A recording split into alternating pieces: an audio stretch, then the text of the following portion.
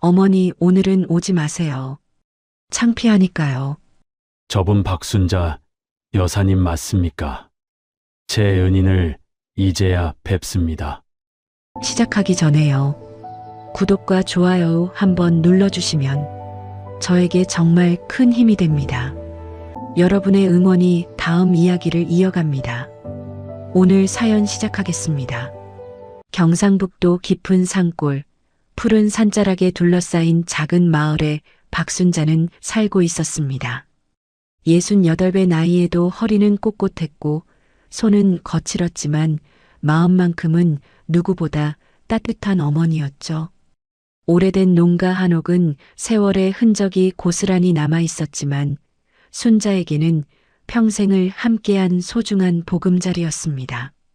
마당 한쪽에는 고추며 상추, 깻잎이 자라는 작은 텃밭이 있었고 장독대에는 해마다 담근 장들이 세월의 맛을 품고 익어가고 있었습니다.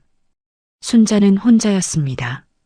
남편은 10년 전에 세상을 떠났고 외아들 민수는 서울에서 대기업 중간 간부로 일하고 있었죠. 민수는 효자였습니다. 한 달에 한 번씩은 꼭 전화를 했고 명절이면 빠짐없이 내려왔습니다. 순자는 그것만으로도 만족했어요. 아들이 잘 살고 있다는 것, 그것이 어머니로서 가장 큰 기쁨이었으니까요. 그런데 며느리 윤지혜는 조금 달랐습니다. 강남에서 자라고 좋은 대학을 나온 지혜는 품위와 체면을 무엇보다 중요하게 여기는 사람이었어요. 결혼 초부터 시골 시어머니와의 거리를 두었고 명절에도 인사만 간단히 하고는 서울로 올라가기 바빴습니다. 순자는 며느리의 그런 태도가 서운하기도 했지만 젊은 사람들은 다 그런가 보다 하며 이해하려 애썼습니다. 그날도 순자는 텃밭에서 상추를 따고 있었습니다. 햇살이 따스하게 내리쬐는 오후였죠. 그때 휴대폰이 울렸습니다. 민수였습니다. 엄마, 이번 주말에 서울로 올라오실 수 있으세요? 순자는 깜짝 놀랐습니다. 평소 민수가 먼저 올라오라고 한 적이 거의 없었거든요. 무슨 일인데? 민수야, 내가 내려오면 되는 기라. 아니에요, 엄마. 지혜가 참석하는 사교 모임이 있는데요. 엄마도 같이 오시면 좋을 것 같대요. 순자는 잠시 말문이 막혔습니다. 지혜가 자신을 초대하다니 이게 무슨 일인가 싶었죠. 그래, 지혜가 그렇게 말했나? 네, 엄마. 꼭 오세요. 좋은 분들도 많이 만날 수 있대요.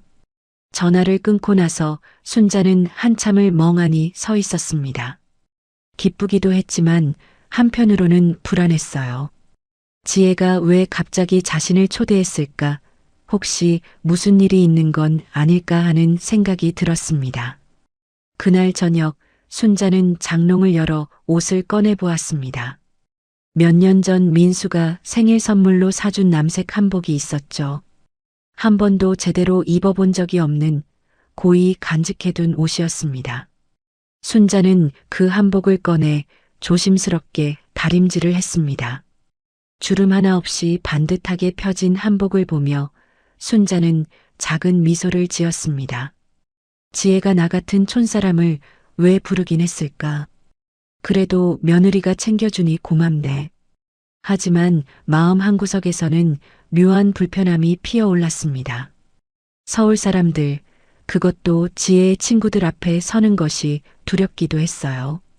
촌스럽다는 소리를 들을까봐, 민수에게 누가 될까봐 걱정이 앞섰습니다. 다음 날 순자는 새벽부터 일어나 준비를 했습니다. 머리를 단정하게 빗고 한복을 입었습니다. 거울을 보니 낯선 자신의 모습이 비쳤어요. 평소 작업복만 입던 자신과는 다른 조금은 어색하지만 그래도 괜찮아 보이는 모습이었습니다. 버스를 타고 서울로 향하는 길, 순자는 창밖을 바라보며 생각에 잠겼습니다. 아들이 태어났을 때 남편과 함께 농사를 지으며 힘들게 키웠던 시절들이 떠올랐습니다. 민수가 대학에 갈 때 학비를 마련하기 위해 새벽부터 시장에 나가 채소를 팔았던 기억도 생생했죠. 그 모든 순간들이 지금의 민수를 만들었고 순자는 그것으로 충분히 보상받았다고 생각했습니다. 서울에 도착한 순자는 손에 든 주소를 보며 천천히 걸었습니다. 높은 빌딩들 사이로 낯선 거리가 펼쳐졌고 지나가는 사람들의 옷차림도 화려했습니다. 순자는 자신의 한복이 갑자기 초라하게 느껴졌어요. 드디어 사교클럽 앞에 도착했습니다. 웅장한 건물 입구에는 정장을 입은 사람들이 드나들고 있었습니다.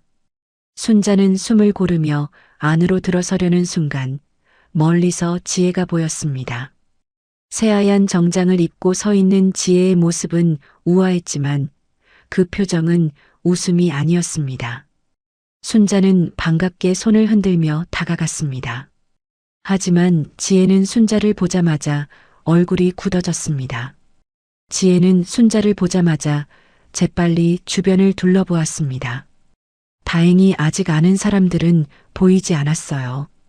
지혜는 순자에게 다가가 낮은 목소리로 말했습니다. 어머니, 어떻게 여기까지 오셨어요? 순자는 지혜의 차가운 목소리에 당황했습니다.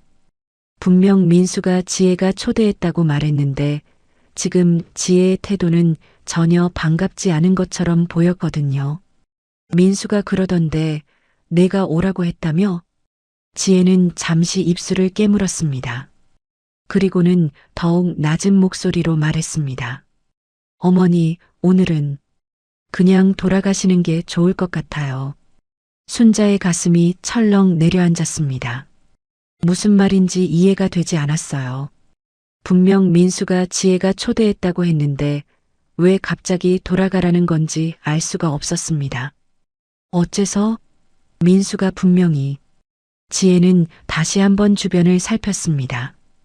클럽 입구로 우아한 옷차림의 사람들이 하나둘 들어오기 시작했어요. 지혜는 초조한 표정으로 순자를 바라보았습니다. 어머니, 솔직히 말씀드릴게요. 오늘 모임에는 정말 수준 있는 분들만 오세요. 강남에서 이름 있는 분들이고요. 다들 세련되고 교양 있는 분들이에요.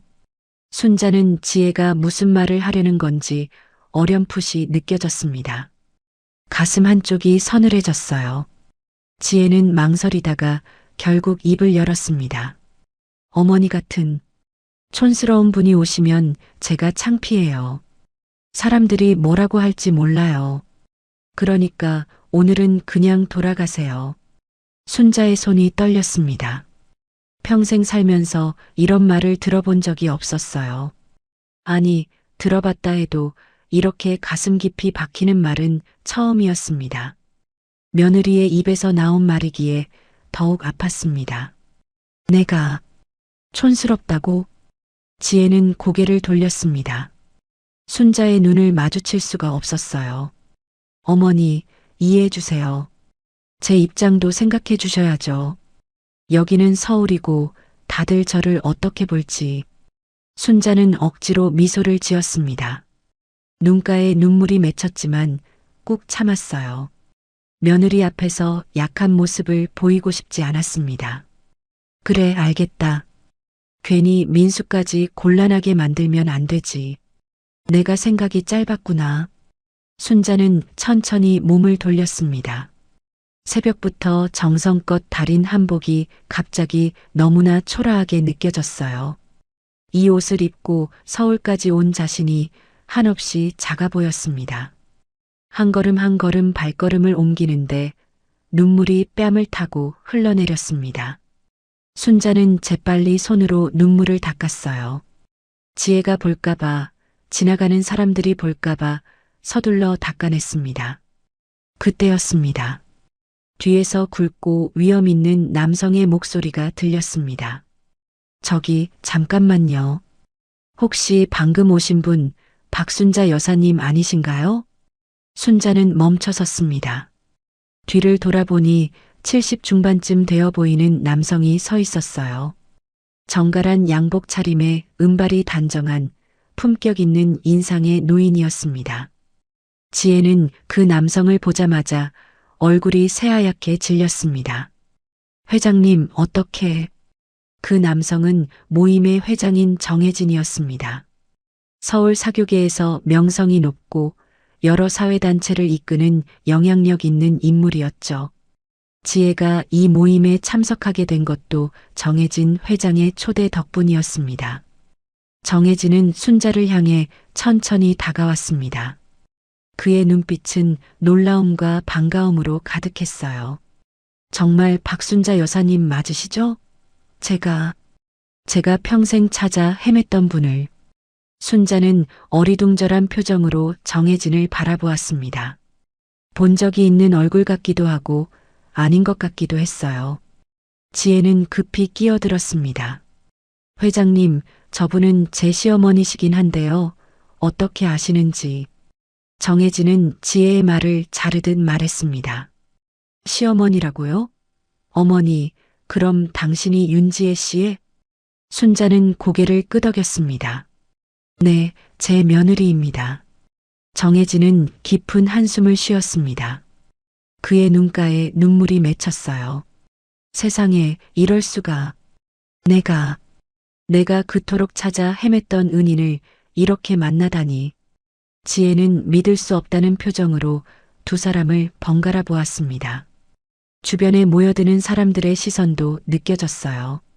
정혜진은 순자에게 깊이 고개를 숙였습니다.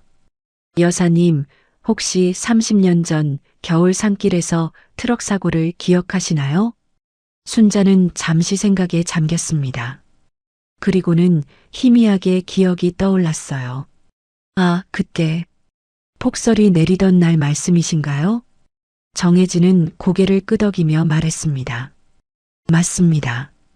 그날 저는 죽을 뻔했습니다. 트럭 밑에 깔려 얼어 죽을 뻔했는데 여사님께서 목숨을 걸고 저를 구해주셨죠. 지혜의 입이 떡 벌어졌습니다. 순자는 천천히 고개를 끄덕였습니다. 기억이 조금씩 선명해졌어요. 그때 산길에서 트럭이 미끄러져 계곡 쪽으로 넘어갔었죠. 운전하시던 분이 차 밑에 깔려 계시길래 그냥 지나칠 수가 없었어요. 정혜진은 눈물을 글썽이며 말했습니다. 여사님께서 혼자 힘으로 트럭을 들어올리려 하시다가 결국 마을 사람들을 불러오셨죠.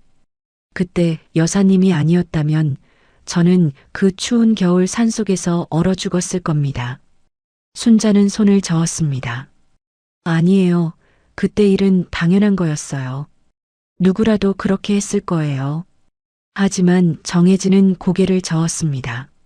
아닙니다. 그날 얼마나 많은 차들이 그냥 지나쳤는지 아십니까? 폭설이 내리는 위험한 날씨에 누가 멈춰서서 도와주겠습니까? 여사님은 제 생명의 은인이십니다. 지혜는 그 말을 듣고 믿기지 않는다는 표정으로 순자를 바라보았습니다. 평소 시골에서 텃밭이나 가꾸는 평범한 시어머니가 이런 대단한 일을 했다는 게 실감이 나지 않았어요. 정혜진은 순자의 손을 꼭 잡았습니다. 여사님, 제가 30년 동안 여사님을 찾았습니다.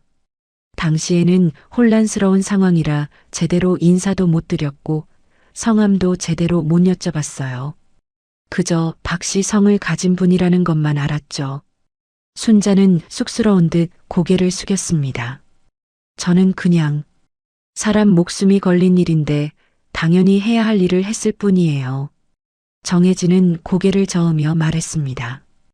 여사님의 그 마음씨 덕분에 제가 지금 이 자리에 있습니다. 그 뒤로 사업도 일으켰고 이렇게 많은 분들과 인연을 맺으며 살아왔습니다. 모두 여사님 덕분입니다. 주변에 모여든 사람들이 수군거리기 시작했습니다. 저분이 회장님의 생명의 은인이라고? 세상에 그런 일이 있었다니. 지혜는 점점 더 당황스러워졌습니다. 자신이 방금 촌스럽다며 돌려보내려 했던 시어머니가 알고 보니 자신이 가장 존경하고 따르려 했던 정혜진 회장의 은인이었다니요. 얼굴이 화끈거렸습니다. 정혜진은 순자를 향해 다시 한번 깊이 고개를 숙였습니다. 여사님, 오늘 이렇게 만나 뵙게 되어 정말 영광입니다. 제가 얼마나 이 순간을 기다렸는지 모릅니다. 순자는 황급히 정혜진을 일으켜 세웠습니다. 아니에요. 고개를 그렇게 숙이시면 제가 어쩌겠어요. 정말 별일 아니었어요. 정혜진은 미소를 지으며 말했습니다. 여사님, 오늘 모임에 꼭 참석해 주셔야 합니다. 제가 모든 분들께 여사님을 소개하고 싶습니다. 순자는 난처한 표정을 지었습니다. 지혜를 슬쩍 바라보니 지혜는 고개를 숙인 채 아무 말도 하지 못하고 있었어요. 회장님, 저는 그냥 시골 사람이라 이런 자리가 어울리지 않아요. 그냥 돌아가려던 참이었어요. 정혜진은 단호하게 말했습니다. 절대 안 됩니다. 제가 30년을 기다렸는데 이대로 보내드릴 수 없습니다. 여사님, 제 부탁입니다. 오늘 모임에 꼭 함께 해주세요. 순자는 망설였습니다. 지혜의 눈치도 보였고 자신이 이런 자리에 어울리는지도 확신이 서지 않았어요. 하지만 정혜진의 간곡한 부탁을 거절하기도 어려웠습니다. 지혜는 그제야 입을 열었습니다. 어머니, 회장님께서 그렇게 말씀하시는데 들어가시죠. 목소리는 떨리고 있었습니다. 방금 전 자신이 한 말들이 얼마나 부끄러운 것이었는지 이제야 깨닫기 시작한 거예요. 정혜진은 순자의 팔을 정중히 부축하며 모임장 안으로 안내했습니다. 사람들은 길을 비켜주며 순자를 바라보았어요. 호기심 어린 시선, 존경 어린 시선들이 뒤섞여 있었습니다. 모임장은 화려했습니다. 샹들리에가 빛나고 테이블마다 고급스러운 꽃꽂이가 놓여 있었어요. 옷차림도 모두 세련되고 우아했습니다. 순자는 자신의 남색 한복이 갑자기 너무 눈에 띄는 것 같아 움츠러들었습니다. 정혜진은 순자를 상석으로 안내했습니다. 여사님, 여기 앉으세요. 오늘은 제 옆자리에 앉아주셔야 합니다. 순자는 손사래를 쳤습니다. 아니에요, 회장님. 저는 구석에 조용히 앉아 있을게요. 하지만 정혜진은 고집스럽게 순자를 상석에 앉혔습니다. 지혜는 그 모습을 멀찍이 서서 바라보고 있었어요. 가슴 한쪽이 답답했습니다. 모임이 시작되고 정혜진은 마이크를 잡았습니다. 여러분, 오늘 특별한 손님을 소개하고 싶습니다. 사람들의 시선이 일제히 순자에게 쏠렸습니다. 이분은 제 생명의 은인이신 박순자 여사님이십니다. 30년 전 저를 죽음에서 구해주신 분이죠. 장내가 술렁였습니다. 사람들은 놀라움과 감탄의 눈빛으로 순자를 바라보았어요. 지혜는 자리에 앉아 고개를 들 수가 없었습니다. 방금 전 자신이 시어머니에게 한 말들이 머릿속을 맴돌았어요. 촌스럽다고 창피하다고 했던 그 말들이 이제는 자신을 향해 날아오는 것 같았습니다. 순자는 당황한 표정으로 작게 손을 흔들며 인사했습니다. 사람들은 따뜻한 박수를 보냈어요. 박수 소리가 잦아들자 정혜진은 다시 입을 열었습니다. 여러분, 제가 오늘 이 자리에서 그날의 이야기를 나누고 싶습니다. 사람들은 조용히 귀를 기울였습니다. 지혜도 긴장한 표정으로 정혜진을 바라보았어요. 30년 전 제가 사업 초기에 어려움을 겪고 있을 때였습니다. 거래처를 방문하고 돌아오는 길에 폭설을 만났죠. 산길은 미끄러웠고 앞이 하나도 보이지 않았습니다. 정혜진의 목소리에는 그날의 두려움이 생생하게 담겨 있었습니다. 트럭이 미끄러지기 시작했고 저는 핸들을 꺾었지만 소용없었습니다. 차는 계곡 쪽으로 미끄러져 내려갔고 나무에 걸려 간신히 멈췄죠. 하지만 트럭은 뒤집혔고 저는 차체에 깔려 움직일 수가 없었습니다. 순자는 그날을 떠올리며 고개를 끄덕였습니다. 눈은 계속 내렸고 추위는 점점 심해졌습니다. 차들은 위험한 날씨 때문에 그냥 지나쳤고 저는 점점 의식을 잃어가고 있었습니다. 그때 한 분이 멈춰 섰습니다. 정혜진은 순자를 바라보며 말했습니다. 바로 박순자 여사님이셨습니다. 여사님은 시장에 다녀오시는 길이었는데 제 신음소리를 들으셨다고 하더군요. 순자는 쑥스러운 듯 말했습니다. 그때 소리가 들려서 내려가 봤더니 트럭 밑에서 신음하시는 게 보였어요. 혼자 힘으로는 어쩔 수가 없어서 일단 담요를 덮어드리고 마을로 달려갔습니다. 정혜진이 이어받았습니다. 여사님은 마을 사람들을 급히 모으셨습니다. 그리고 다시 그 험한 산길을 올라오셨죠. 남자 어른 대여섯 명이 함께 와서 트럭을 들어 올렸고 저를 구해냈습니다. 사람들은 감탄의 한숨을 내쉬었습니다. 그런데 여사님께서는 제가 정신을 차렸을 때 이미 떠나신 뒤였습니다. 이름도 연락처도 남기지 않으셨어요. 마을 사람들에게 물어봤지만 다들 박씨 성을 가진 분이라는 것만 알고 계셨습니다. 정혜진은 잠시 말을 멈췄습니다. 감정이 북받쳐 오르는 것 같았어요. 저는 그날 이후로 여사님을 찾아다녔습니다. 그 마을 근처를 수없이 돌아다녔지만 찾을 수가 없었습니다. 세월이 흘러 포기하려던 참에 오늘 이렇게 다시 만나게 되었습니다. 순자는 조용히 말했습니다. 저는 그저 사람으로서 당연한 일을 했을 뿐입니다. 누군가 위험에 처했는데 그냥 지나칠 수는 없는 일 아닙니까? 정혜진은 고개를 저었습니다. 아닙니다, 여사님. 당연한 일이 아닙니다. 그날 얼마나 많은 사람들이 그냥 지나갔는지 아십니까? 모두 자기 안전만 생각했습니다. 하지만 여사님은 달랐습니다. 지혜는 그 이야기를 들으며 가슴이 조였습니다. 자신이 얼마나 큰 실수를 했는지 이제야 절실히 깨닫고 있었어요. 시어머니는 그저 시골에 사는 평범한 노인이 아니었습니다. 누군가의 생명을 구한 영웅이었던 거죠. 정혜진은 다시 순자를 향해 말했습니다. 여사님, 제가 지금 이 자리에 있는 것도 이렇게 많은 분들과 인연을 맺고 있는 것도 모두 여사님 덕분입니다. 그날 여사님이 구해주지 않으셨다면 저는 이 세상에 없었을 겁니다. 순자는 고개를 저으며 말했습니다. 회장님, 그렇게까지 말씀하시면 제가 부담스럽습니다. 저는 정말 특별한 일을 한 게 아니에요. 하지만 정혜진은 단호하게 말했습니다. 아닙니다. 생명을 구하는 일보다 더 특별한 일이 어디 있습니까? 여사님의 그 용기와 선한 마음이 저를 살렸습니다. 모임에 참석한 사람들도 하나둘 고개를 끄덕이며 동의했습니다. 한 여성이 순자에게 다가와 말했습니다. 여사님, 정말 존경스럽습니다. 요즘 같은 세상에 그런 일을 하시다니요. 또 다른 남성도 말했습니다.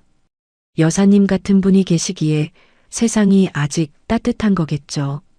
순자는 어색하게 웃으며 말했습니다. 아니에요. 그냥 제가 할 수 있는 일을 했을 뿐입니다. 지혜는 멀찍이 서서 그 모습을 바라보고 있었습니다.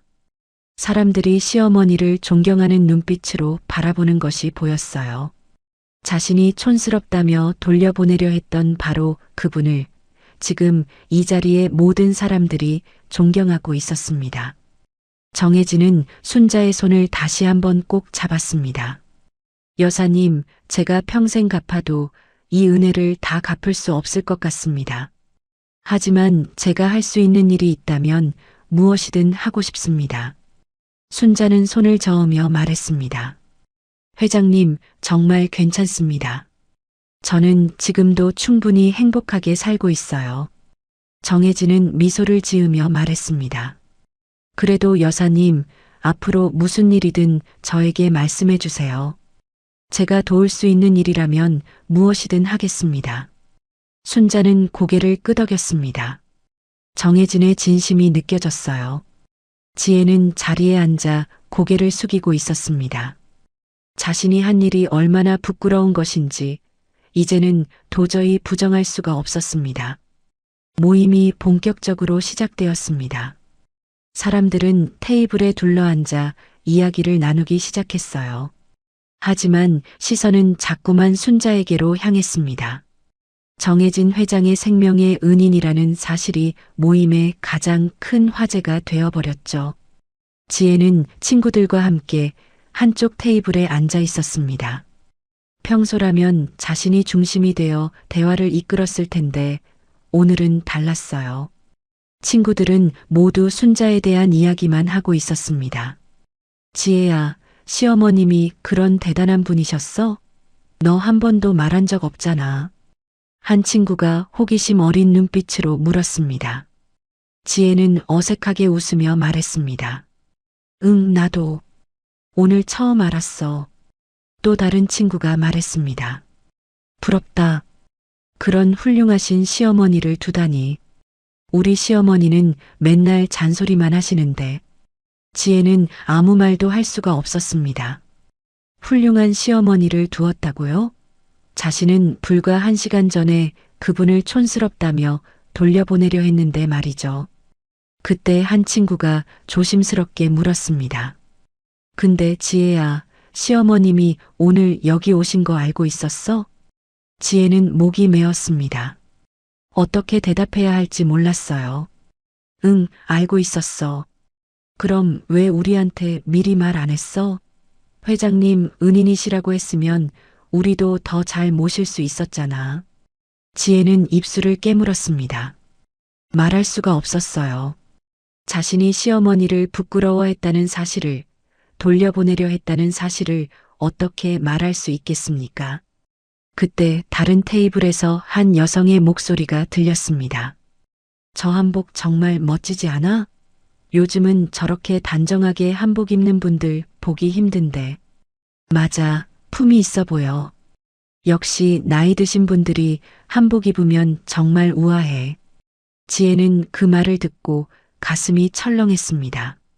자신이 촌스럽다고 생각했던 그 한복을 사람들은 멋지다고 하고 있었어요.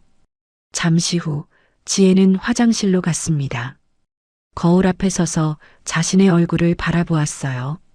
완벽하게 화장한 얼굴이었지만 왠지 초라해 보였습니다.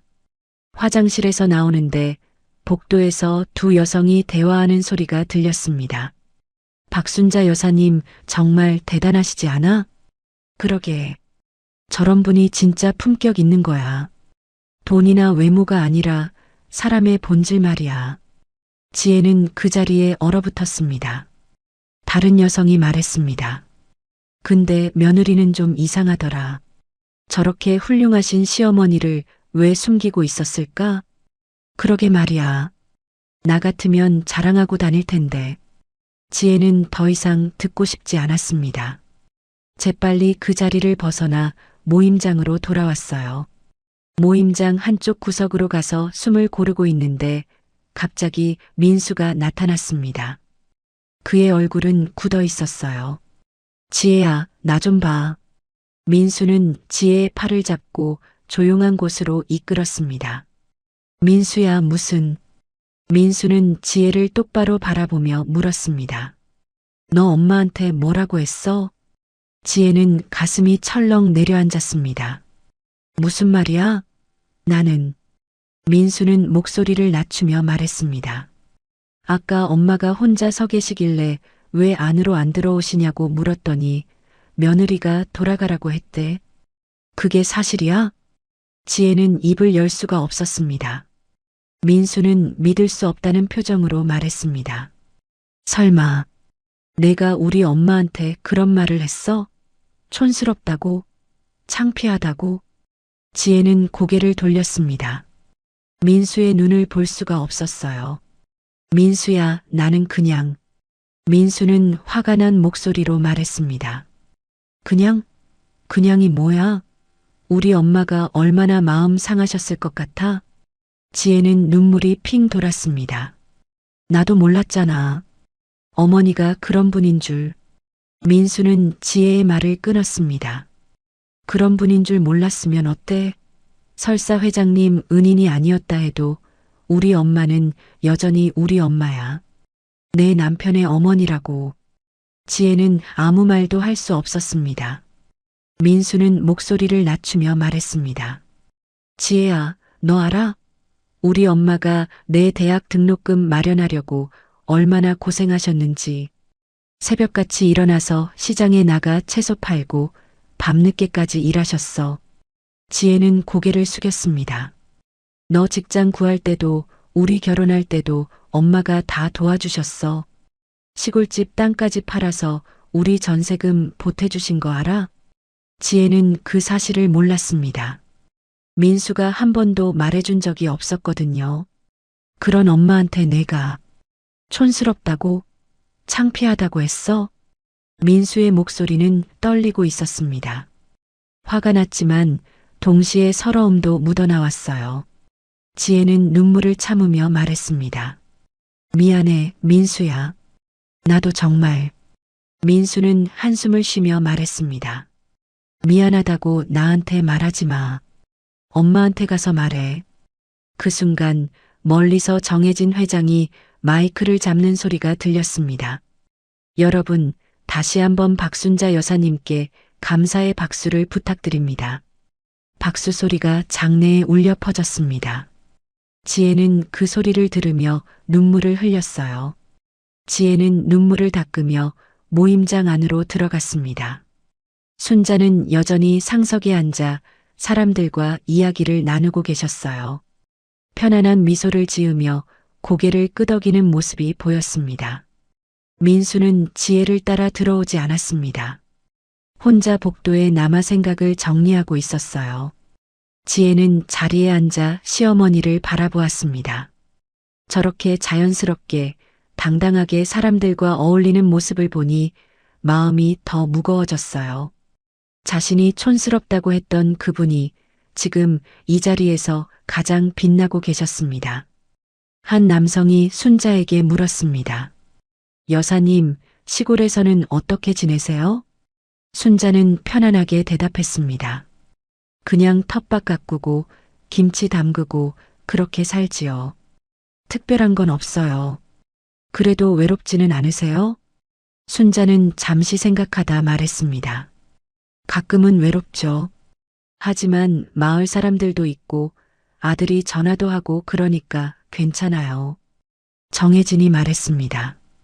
여사님, 서울로 올라오시는 건 어떠십니까? 제가 좋은 곳을 마련해 드리겠습니다. 순자는 손을 저으며 말했습니다. 아니에요, 회장님. 저는 시골이 좋아요. 평생 살던 곳이니까요. 지혜는 그 대화를 들으며 가슴이 아려왔습니다. 시어머니는 외롭다고 하셨어요. 하지만 자신은 한 번도 시어머니의 외로움을 생각해 본 적이 없었습니다. 그때 민수가 들어왔습니다. 순자를 보자 얼굴이 환해졌어요. 엄마, 괜찮으세요?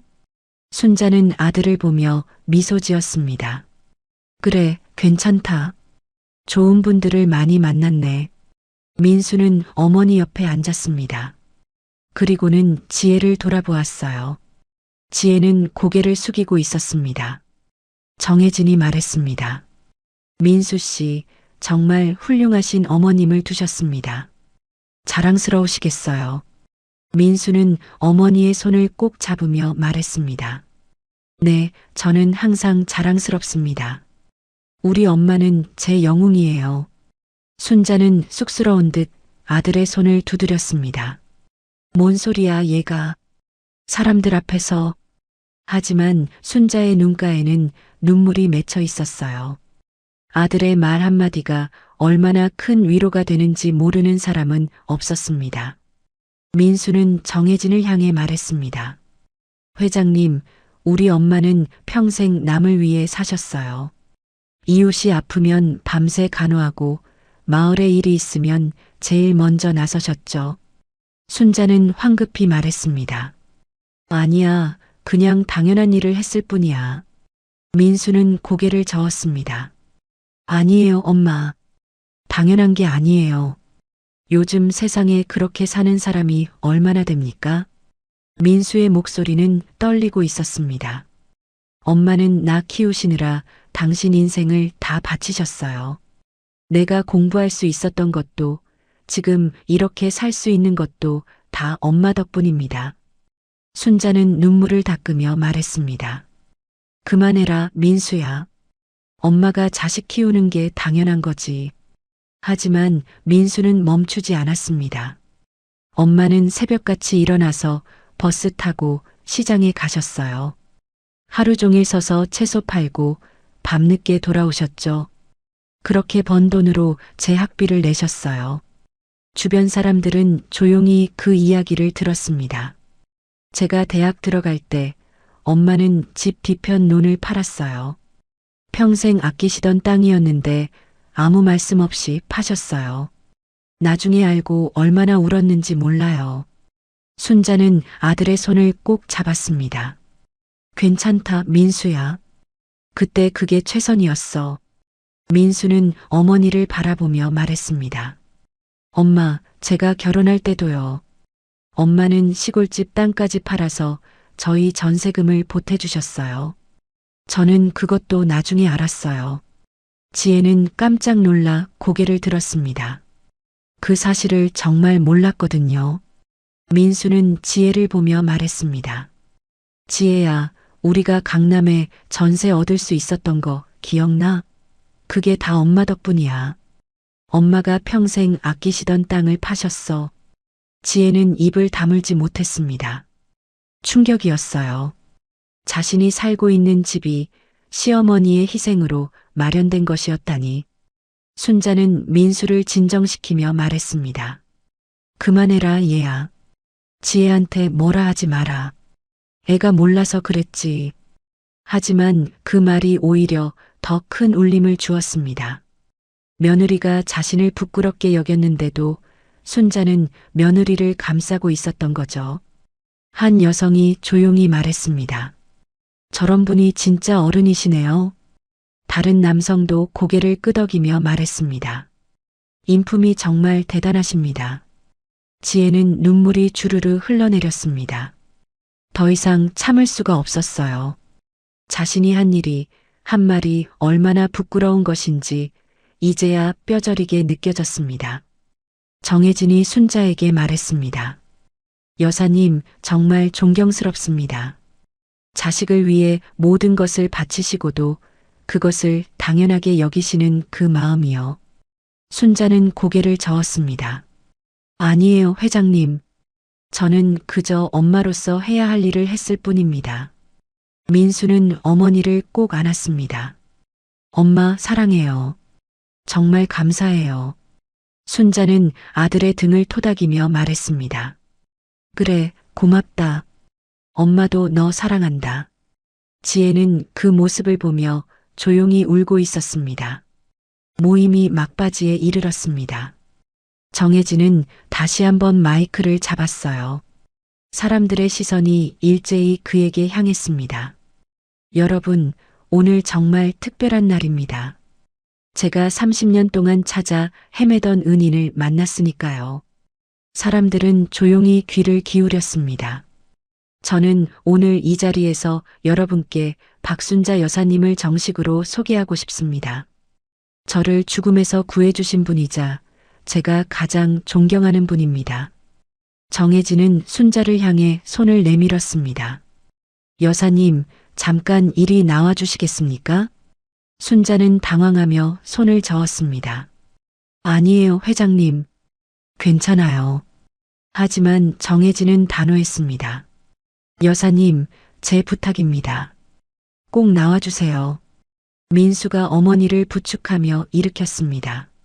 순자는 어쩔 수 없이 천천히 앞으로 나갔어요. 사람들의 따뜻한 박수가 터져 나왔습니다. 정혜진은 순자의 손을 잡고 높이 들어 올렸습니다. 여러분, 이분이 바로 박순자 여사님입니다. 목숨을 걸고 타인을 구한 진정한 영웅이십니다. 박수 소리가 더욱 커졌습니다. 순자는 쑥스러운 듯 고개를 숙였지만 눈가에는 눈물이 맺혀 있었어요. 정혜진이 계속 말했습니다. 저는 오늘부터 박순자 여사님을 우리 모임의 명예회원으로 모시고자 합니다. 여러분, 동의하십니까? 찬성합니다. 물론이죠. 사람들이 하나같이 동의했습니다. 정혜진은 미소 지으며 순자에게 말했습니다. 여사님, 앞으로 이 모임에 언제든 오실 수 있습니다. 저희가 모시겠습니다. 순자는 황급히 말했습니다. 회장님, 제가 무슨 이런 자리가 저한테는 과분해요. 정혜진은 고개를 저었습니다. 과분하다니요. 여사님이야말로 이 자리에 가장 어울리는 분입니다. 그때 한 여성이 앞으로 나와 순자에게 말했습니다. 여사님, 저도 한 말씀 드려도 될까요? 순자는 고개를 끄덕였습니다. 제 이름은 김선희입니다. 저는 사회복지단체를 운영하고 있는데요. 여사님 같은 분이야말로 우리 사회가 본받아야 할 어른이십니다. 또 다른 남성도 나섰습니다. 저는 기업을 운영하고 있습니다만 여사님의 이야기를 들으니 제가 너무 부끄럽네요. 저는 이익만 생각하며 살았는데 여사님은 남을 위해 목숨까지 거셨으니까요. 사람들이 하나둘 나와 순자에게 경의를 표했습니다. 순자는 그 모든 것이 낯설고 어색했지만 사람들의 진심은 느낄 수 있었어요. 지혜는 뒤쪽에 서서 그 광경을 바라보고 있었습니다. 눈물이 계속 흘러내렸어요. 자신이 촌스럽다며 돌려보내려 했던 분이 지금 이 자리에서 가장 존경받고 있었습니다. 정혜진이 다시 말했습니다. 여러분, 박순자 여사님을 위해 다시 한번 큰 박수 부탁드립니다. 우레와 같은 박수가 터져 나왔습니다. 순자는 깊이 고개를 숙여 인사했어요. 감사합니다. 저는 정말 별일 아닌 걸 했을 뿐인데 이렇게까지 대해주시니 황송합니다. 정혜진은 순자의 손을 꼭 잡으며 말했습니다. 여사님, 여사님이 하신 일은 절대 작은 일이 아닙니다. 한 사람의 생명을 구하는 것, 그것보다 큰 일이 어디 있겠습니까? 순자는 눈물을 닦으며 말했습니다. 회장님, 제가 그때 한 일은 그저 사람으로서 당연히 해야 할 일이었어요. 누군가 위험에 처했는데 그냥 지나칠 수는 없잖아요. 정혜진이 말했습니다.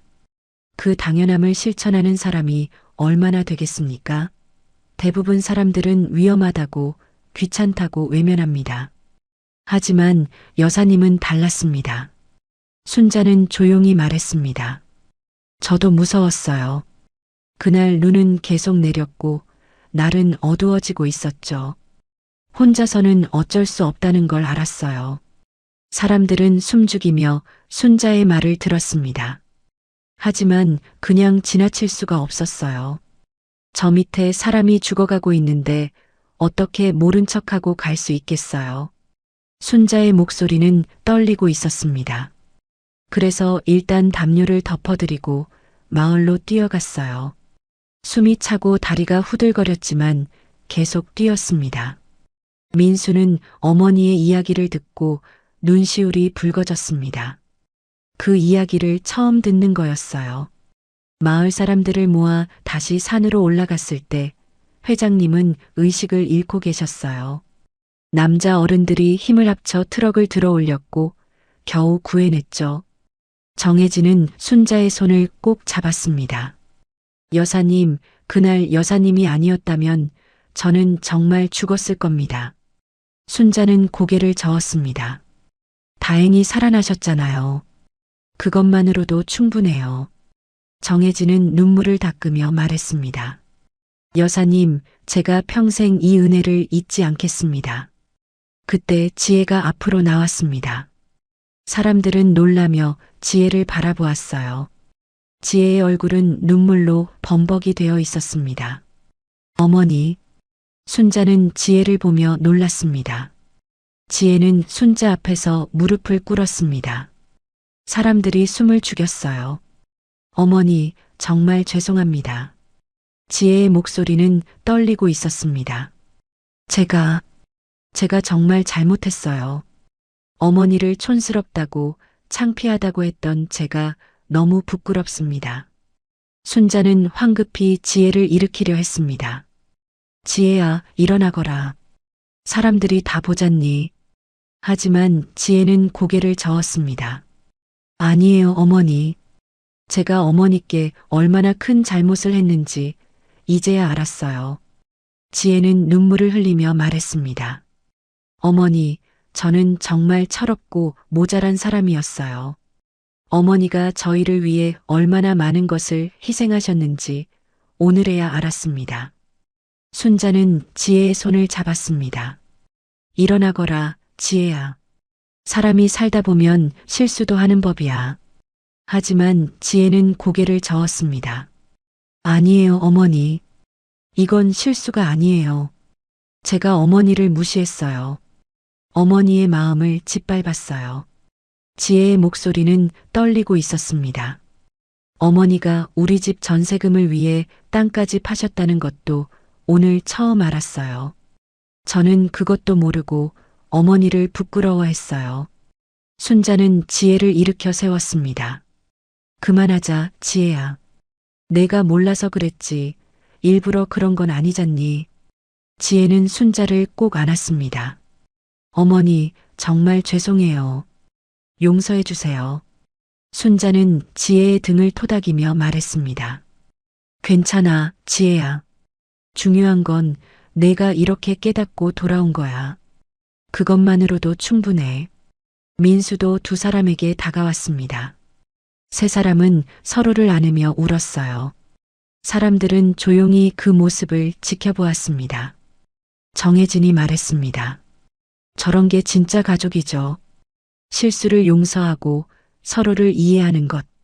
한 여성이 눈물을 닦으며 말했습니다. 정말 아름다운 모습이네요. 모임이 끝나고 사람들은 하나둘 순자에게 인사를 하며 떠났습니다. 모두들 순자의 손을 꼭 잡고 존경의 말을 전했어요. 여사님, 오늘 정말 감사했습니다. 많이 배웠습니다. 여사님, 꼭 다음 모임에도 오세요. 순자는 고개를 숙이며 인사했습니다. 네, 감사합니다. 좋은 분들을 많이 만나서 제가 더 행복했어요. 모임장을 나서는 길 정혜진이 순자에게 말했습니다. 여사님, 제가 차를 준비했습니다. 집까지 모셔다 드리겠습니다. 순자는 손을 저었습니다. 아니에요, 회장님. 버스 타고 가면 돼요.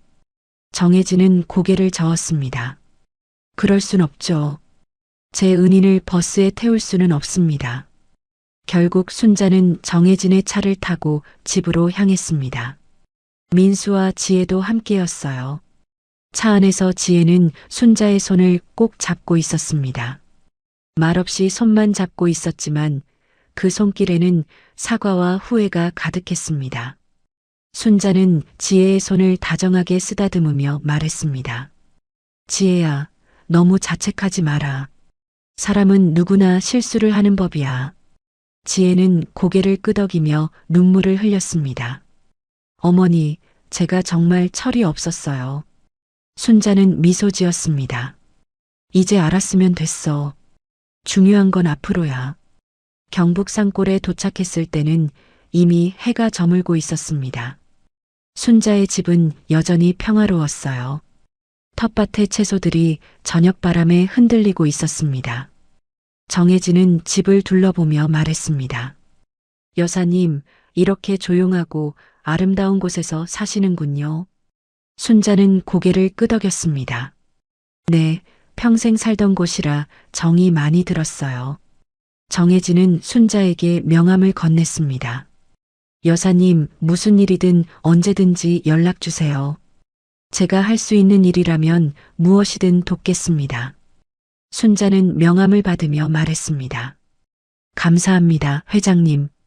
오늘 정말 좋은 하루였어요. 정혜진이 떠난 후 민수와 지혜는 순자와 함께 집 안으로 들어갔습니다. 지혜는 집 안을 둘러보았어요. 낡았지만 깨끗하게 정돈된 집, 따뜻한 온기가 느껴지는 공간이었습니다. 어머니, 제가 저녁 준비할게요. 지혜는 부엌으로 가서 준비를 시작했습니다. 순자는 놀라며 말했습니다. 지혜야, 괜찮아. 내가 할게. 하지만 지혜는 고개를 저었습니다. 아니에요, 어머니. 제가 하고 싶어요. 민수는 어머니와 마당에 앉아 이야기를 나누었습니다. 엄마, 오늘 정말 자랑스러웠어요. 순자는 미소 지었습니다. 뭐가 자랑스러워? 엄마는 그냥 평범하게 살았을 뿐인데. 민수는 고개를 저었습니다. 아니에요, 엄마. 엄마는 정말 대단한 분이에요. 저는 항상 알고 있었어요. 순자는 아들의 손을 잡았습니다. 고맙다, 민수야. 내가 이렇게 잘 자라줘서 엄마는 정말 행복해. 저녁을 먹으며 세 사람은 오랜만에 편안한 시간을 보냈습니다. 지혜가 만든 음식은 서툴렀지만 순자는 맛있게 먹었어요. 지혜야, 정말 맛있다. 고생했어. 지혜는 수줍게 웃었습니다. 어머니, 앞으로 자주 내려와서 음식도 배우고 싶어요. 순자는 기뻐하며 말했습니다. 그래, 좋지. 엄마가 김치 담그는 법도 가르쳐 줄게. 몇 달이 흘렀습니다. 지혜는 약속대로 자주 시골에 내려왔어요. 순자와 함께 김장도 하고 텃밭도 가꾸었습니다. 어느 날 지혜는 또 다른 사교 모임에 참석했습니다. 이번에는 순자를 당당하게 소개했어요. 여러분, 소개할 분이 있어요. 우리 어머니세요. 사람들은 반갑게 순자를 맞아주었습니다. 지혜는 자랑스럽게 말했습니다. 우리 어머니는 정말 훌륭하신 분이에요. 제가 본받아야 할 분이시죠. 순자는 쑥스러워하며 웃었습니다. 집으로 돌아오는 길, 순자는 창밖을 바라보며 말했습니다. 사람 사는 거 결국 마음이야. 서로 이해하고 사랑하면 되는 거지. 지혜는 고개를 끄덕이며 시어머니의 손을 꼭 잡았습니다. 네, 어머니. 이제 알았어요. 봄 햇살이 따스하게 내리쬐는 날, 세 사람은 텃밭에 앉아 함께 웃었습니다. 순자의 얼굴에는 평화로운 미소가 가득했고 지혜와 민수의 얼굴에도 행복이 넘쳤습니다. 진정한 가족의 의미를 그들은 이제야 깨달았습니다.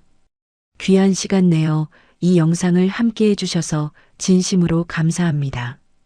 여러분의 한 번 시청, 한 줄 댓글이 저에게 큰 힘이 됩니다. 앞으로도 마음을 어루만지는 이야기로 보답드리겠습니다. 항상 건강하시고 따뜻한 하루 보내세요. 결혼식 날 나는 버려졌습니다. 시어머니는 말했습니다. 너 같은 분식집 딸은 우리 집안에 어울리지 않아. 그날 나는 울었고 모든 걸 잃은 줄 알았습니다.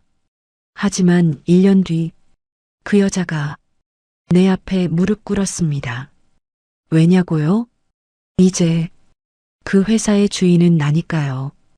이야기 들려드리기 전에 구독과 댓글로 함께 해주세요. 여러분 한 분 한 분이 이 채널의 가족입니다. 오늘 사연 시작하겠습니다. 서울 외곽 조용한 골목길입니다. 낡은 간판 하나가 바람에 삐걱거리며 흔들립니다. 하은이네 분식, 10년째 같은 자리를 지키고 있는 작은 가게입니다. 아침 햇살이 유리창을 통해 들어오고 김밥 냄새가 골목 안쪽까지 퍼져나갑니다.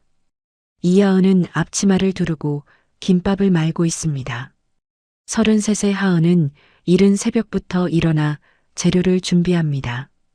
당근을 채 썰고 시금치를 데치고 단무지를 가지런히 놓습니다. 손놀림은 익숙하지만 얼굴에는 피곤함이 묻어 있습니다. 하은아, 김밥 3인분 포장. 단골 손님이 소리칩니다. 하은은 환하게 웃으며 대답합니다. 네, 사장님. 금방 싸드릴게요. 빠르게 김밥을 자르고 깔끔하게 포장합니다. 손님은 돈을 건네며 말합니다. 요즘도 대학 다니니? 네, 야간으로요.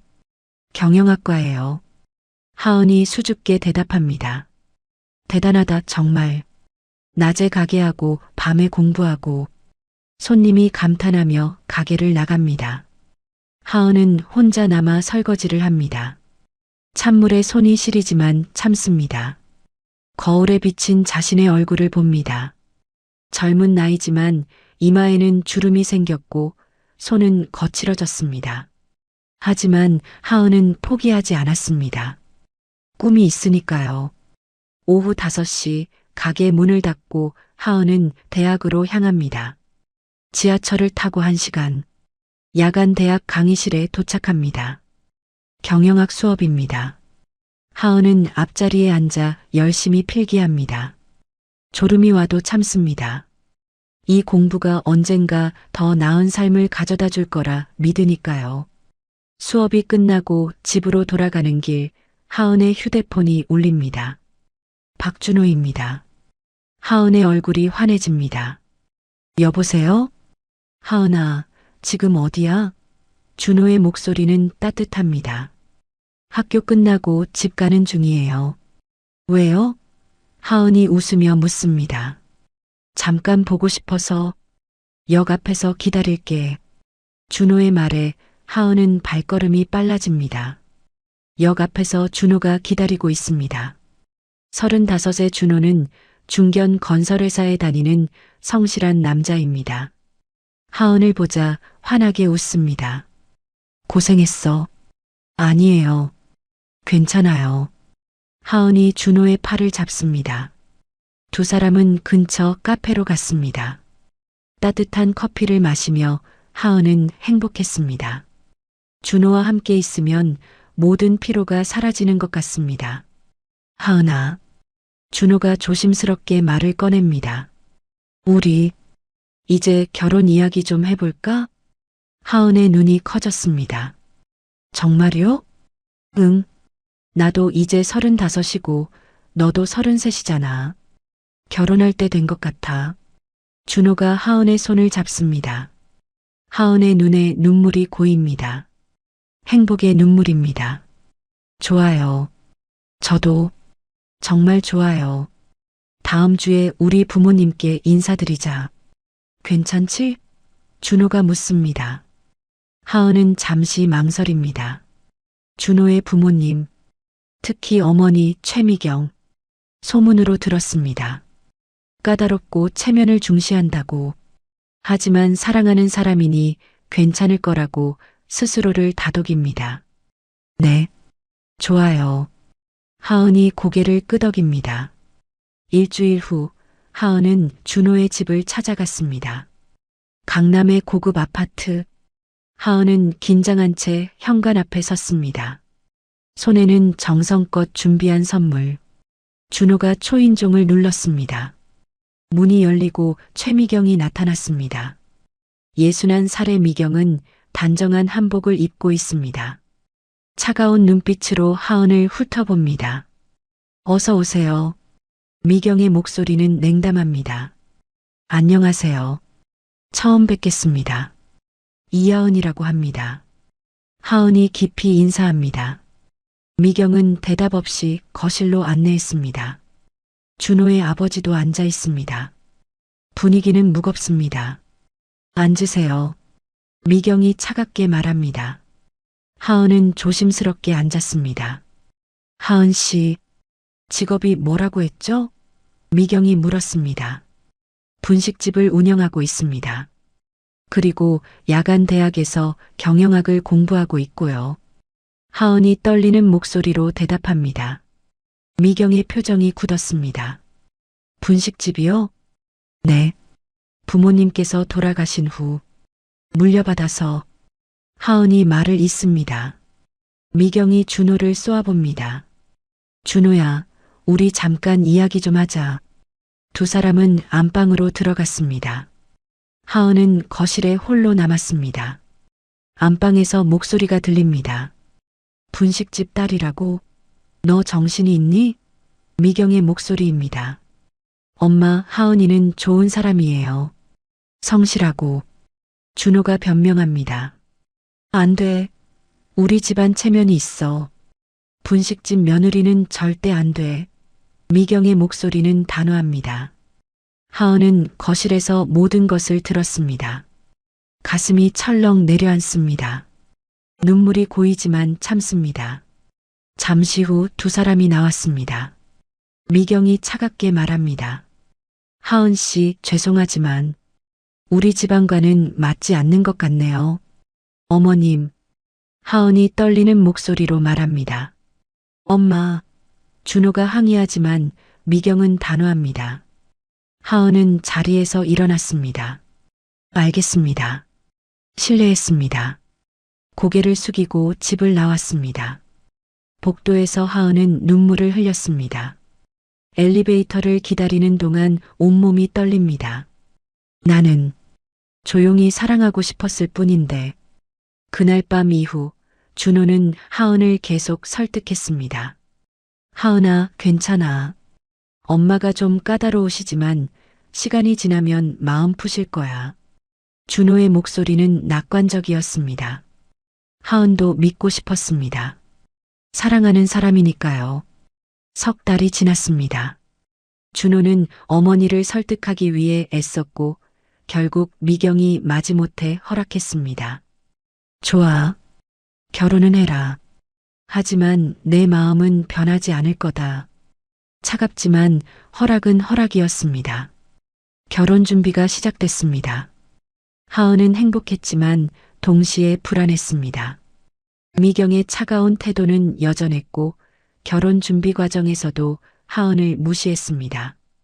웨딩드레스 선택, 예식장 결정, 모든 것을 준호 어머니 마음대로 정했습니다. 하은 씨 의견은 필요 없어요. 우리 집안 방식대로 할 거니까. 미경의 말에 하은은 아무 말도 하지 못했습니다. 준호는 미안해했지만 어머니를 설득하지 못했습니다. 조금만 참아, 하은아. 결혼하고 나면 괜찮아질 거야. 하지만 하은의 불안은 점점 커져갔습니다. 드디어 결혼식 날이 왔습니다. 화려한 강남의 예식장. 수백 명의 하객들이 자리를 채웠습니다. 대부분 준호 쪽 사람들입니다.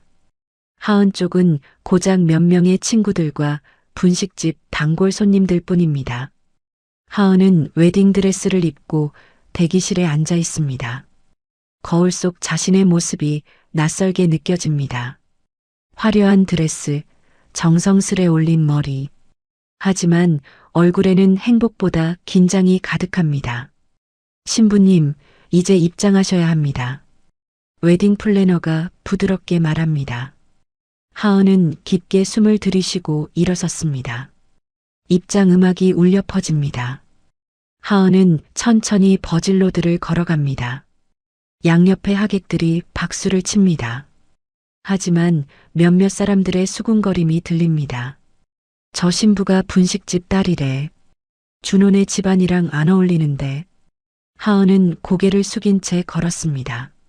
준호가 단 위에서 미소 지으며 기다리고 있습니다. 하은은 그 미소를 보며 용기를 냈습니다. 주례사가 시작됐습니다. 오늘 이 자리에 모인 여러분들 앞에서 주례자의 목소리가 예식장을 가득 채웁니다. 하은과 준호는 서로를 바라봅니다. 이제 신랑 신부는 서로에게 평생을 약속하십시오. 주례자의 말이 떨어지자 준호가 먼저 말했습니다. 저 박준호는 이하은 씨를 평생 사랑하겠습니다. 하은의 차례입니다. 저 이하은은 박준호 씨를 평생. 말을 잇는 순간 하객석에서 소동이 일어났습니다. 미경이 갑자기 일어섰습니다. 얼굴은 창백하고 손은 떨리고 있습니다.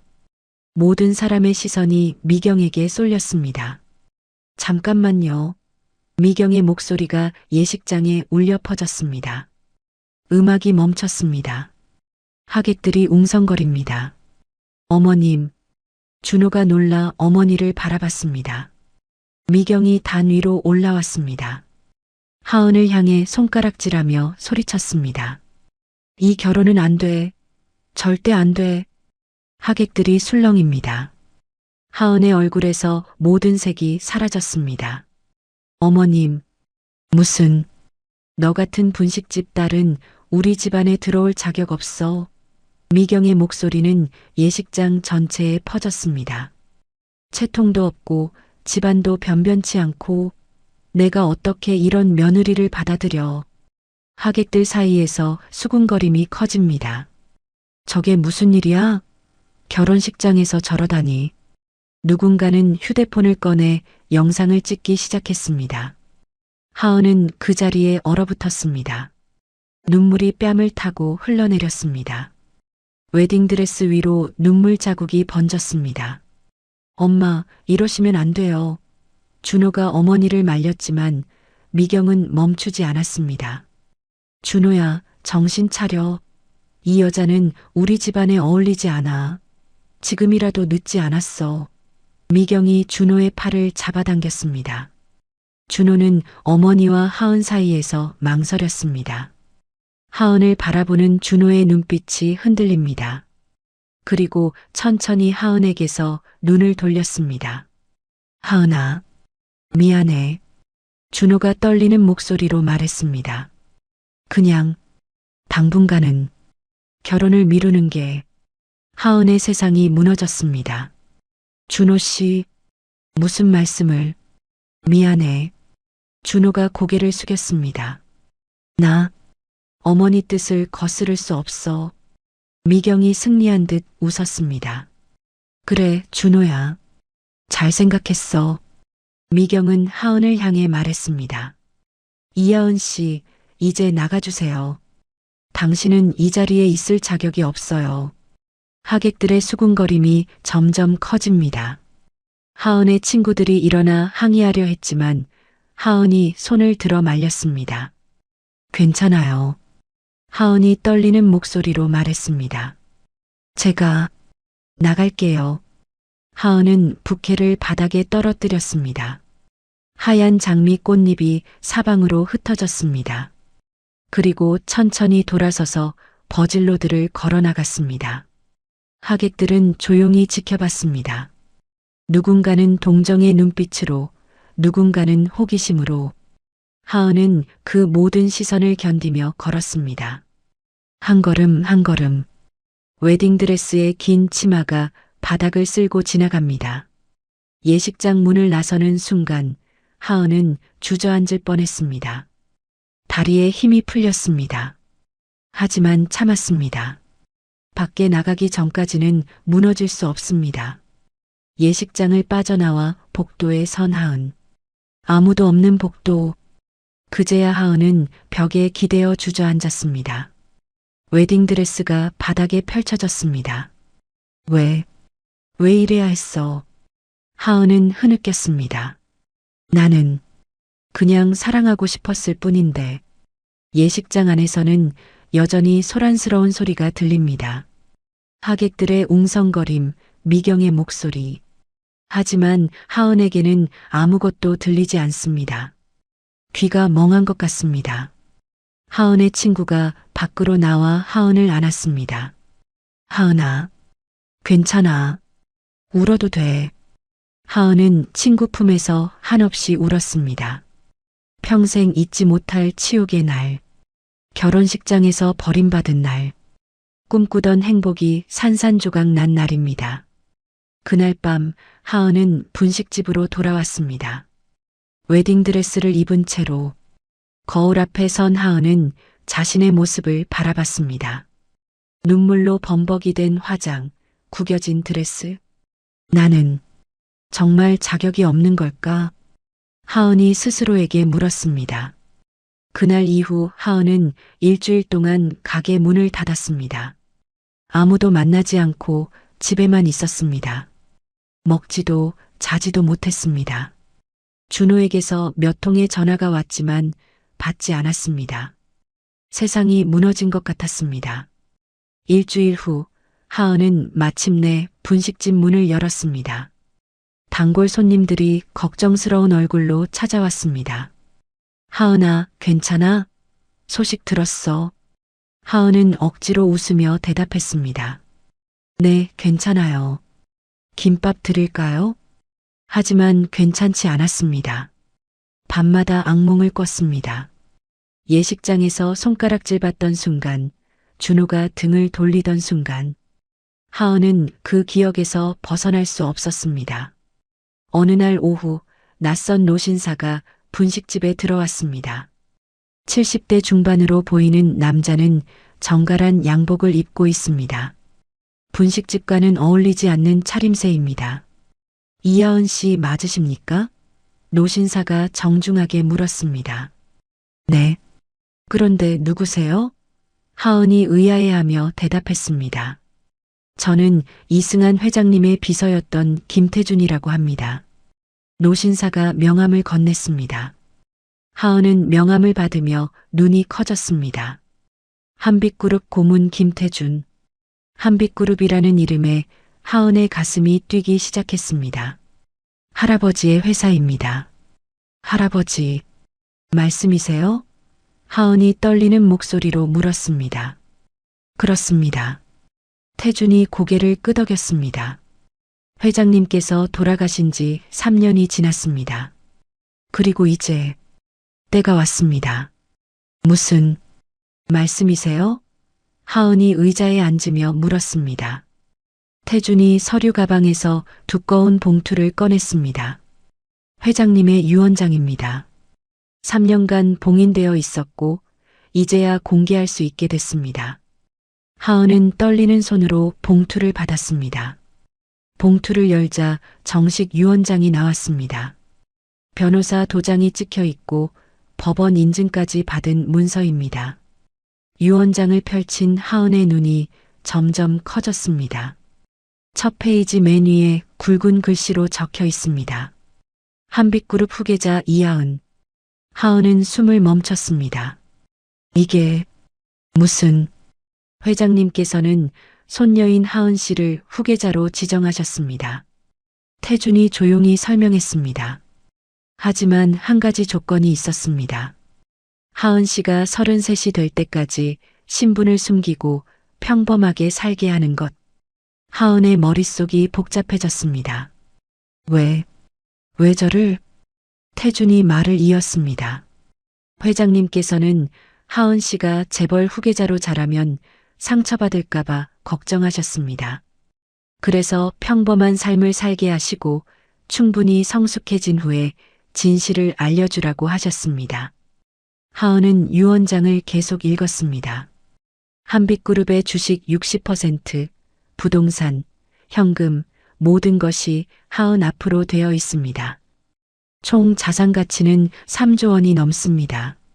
이건 현실이 맞나요? 하은이 믿을 수 없다는 표정으로 물었습니다. 현실입니다. 태준이 확신에 찬 목소리로 대답했습니다. 이제 하은 씨는 한빛그룹의 주인입니다. 하은은 의자에 깊이 앉았습니다. 머릿속이 하얗게 변했습니다.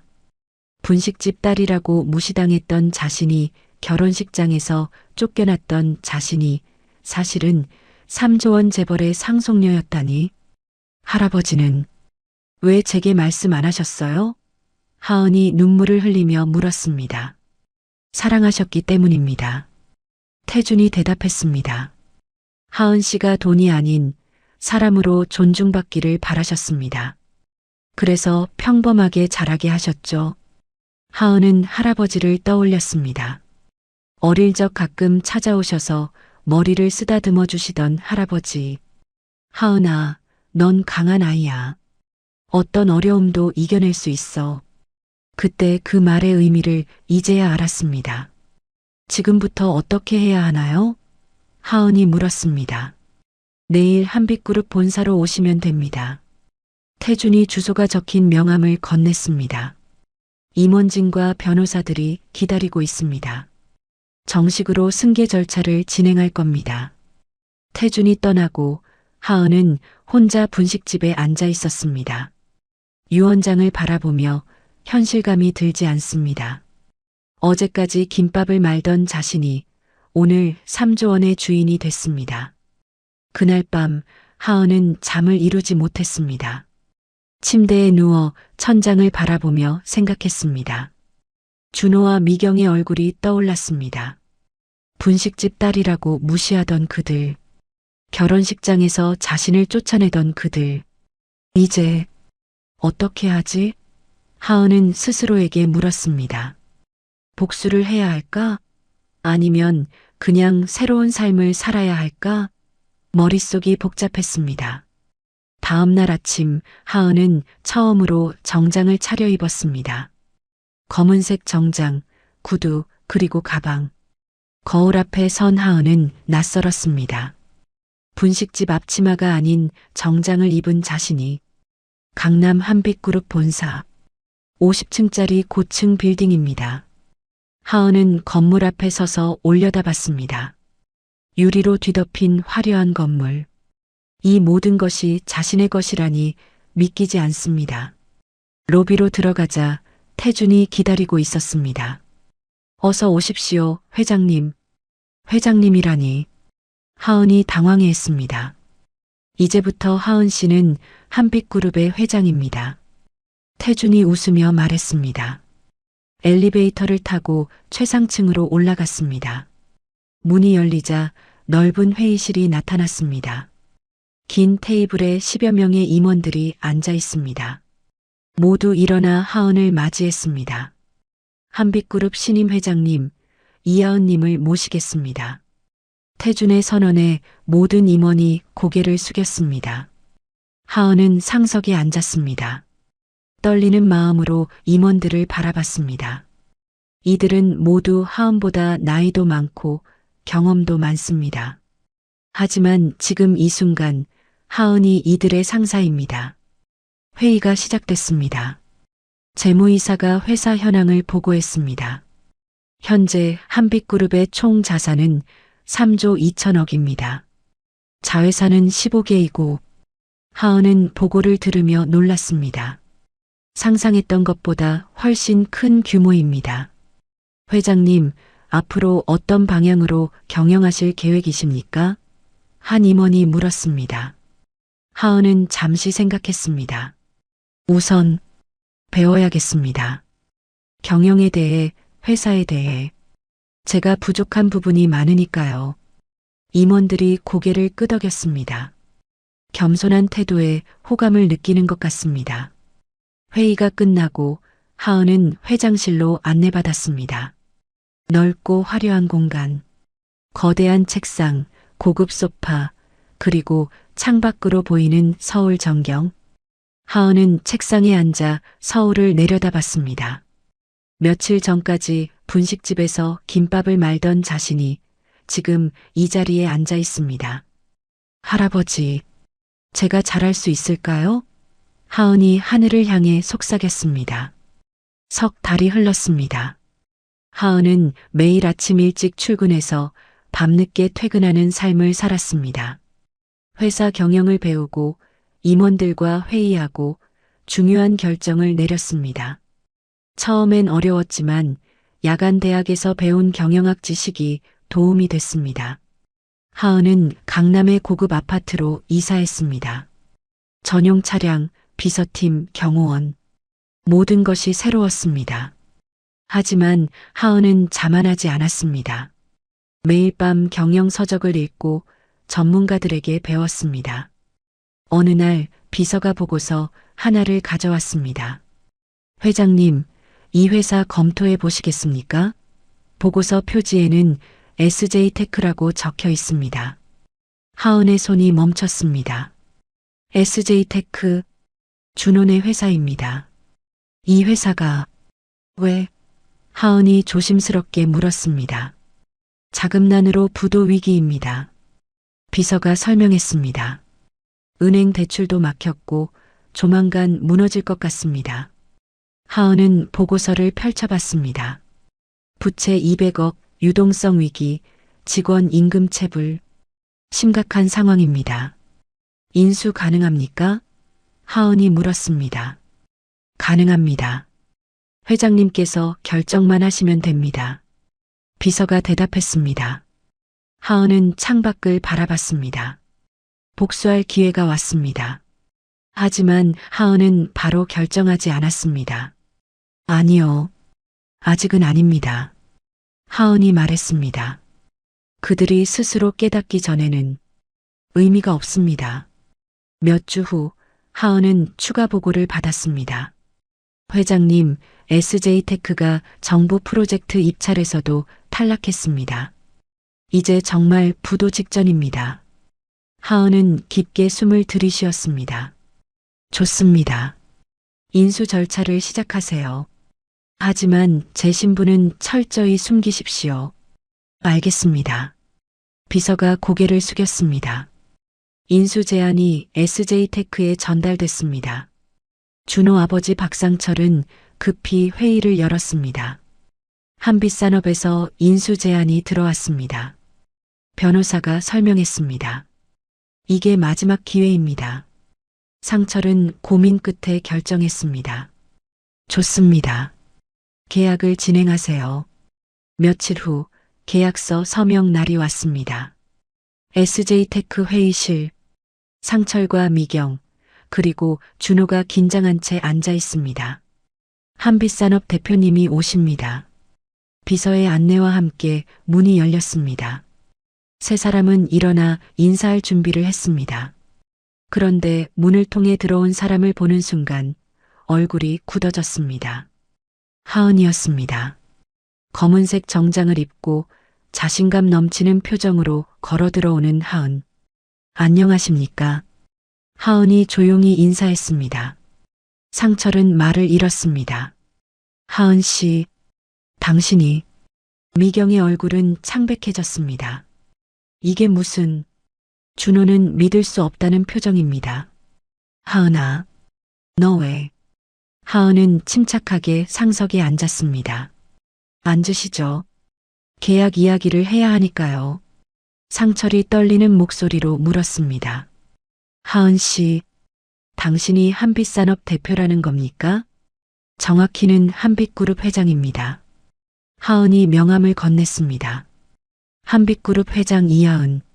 미경이 명함을 보고 비틀거렸습니다. 한빛그룹. 그 한빛그룹? 네. 제 할아버지가 세우신 회사입니다. 하은이 담담하게 말했습니다. 준호는 충격에 빠졌습니다. 하은아, 너 재벌이었어? 네. 하은이 준호를 똑바로 바라봤습니다. 분식집 딸이 아니라 재벌 상속녀였습니다. 긴 침묵이 흘렀습니다. 미경의 손이 떨립니다. 상철은 식은땀을 흘립니다. 하은이 계약서를 펼쳤습니다. 자, 그럼 계약 이야기를 시작할까요? 상철이 떨리며 물었습니다. 하은 씨, 우리 회사를 정말 인수하시겠다는 겁니까? 그렇습니다. 하은이 차갑게 대답했습니다. 조건은 서류에 나와 있습니다. 상철은 계약서를 펼쳤습니다. 조건은 나쁘지 않습니다. 부채 탕감, 경영권 일부 보장, 직원 고용 유지. 거절할 이유가 없습니다. 하지만 미경은 받아들일 수 없었습니다. 안 됩니다. 이 여자한테 우리 회사를 넘길 수는 없어요. 하은이 미경을 바라봤습니다. 차갑고 날카로운 눈빛입니다. 선택권은 없습니다. 어머님, 저 아니면 파산입니다. 이 여자가... 미경이 소리쳤습니다. 저 여자가 아닙니다. 하은이 말을 끊었습니다. 회장입니다. 이하은 회장이라고 불러주시죠.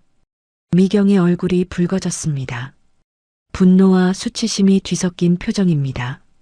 준호가 나섰습니다. 하은아, 우리 이야기 좀 하자. 따로 이야기할 것 없습니다. 하은이 고개를 저었습니다. 여기서 끝내시죠. 계약서에 서명하시겠습니까? 아니면 파산하시겠습니까? 상철은 떨리는 손으로 펜을 들었습니다. 서명. 하겠습니다. 아버지. 미경이 상철의 팔을 잡았습니다. 이럴 수는 없어요. 다른 방법이 없소? 상철이 소리쳤습니다. 이대로 가면 우리 다 망해. 미경은 주저앉을 듯 비틀거렸습니다. 준호가 어머니를 부축했습니다. 상철은 계약서에 서명했습니다. 펜을 놓는 순간 SJ테크의 주인이 바뀌었습니다. 하은은 계약서를 받아들고 일어섰습니다. 계약 완료됐습니다. 내일부터 새로운 경영진이 들어올 겁니다. 하은 씨, 상철이 애원하듯 말했습니다. 우리 가족을 어떻게 하실 겁니까?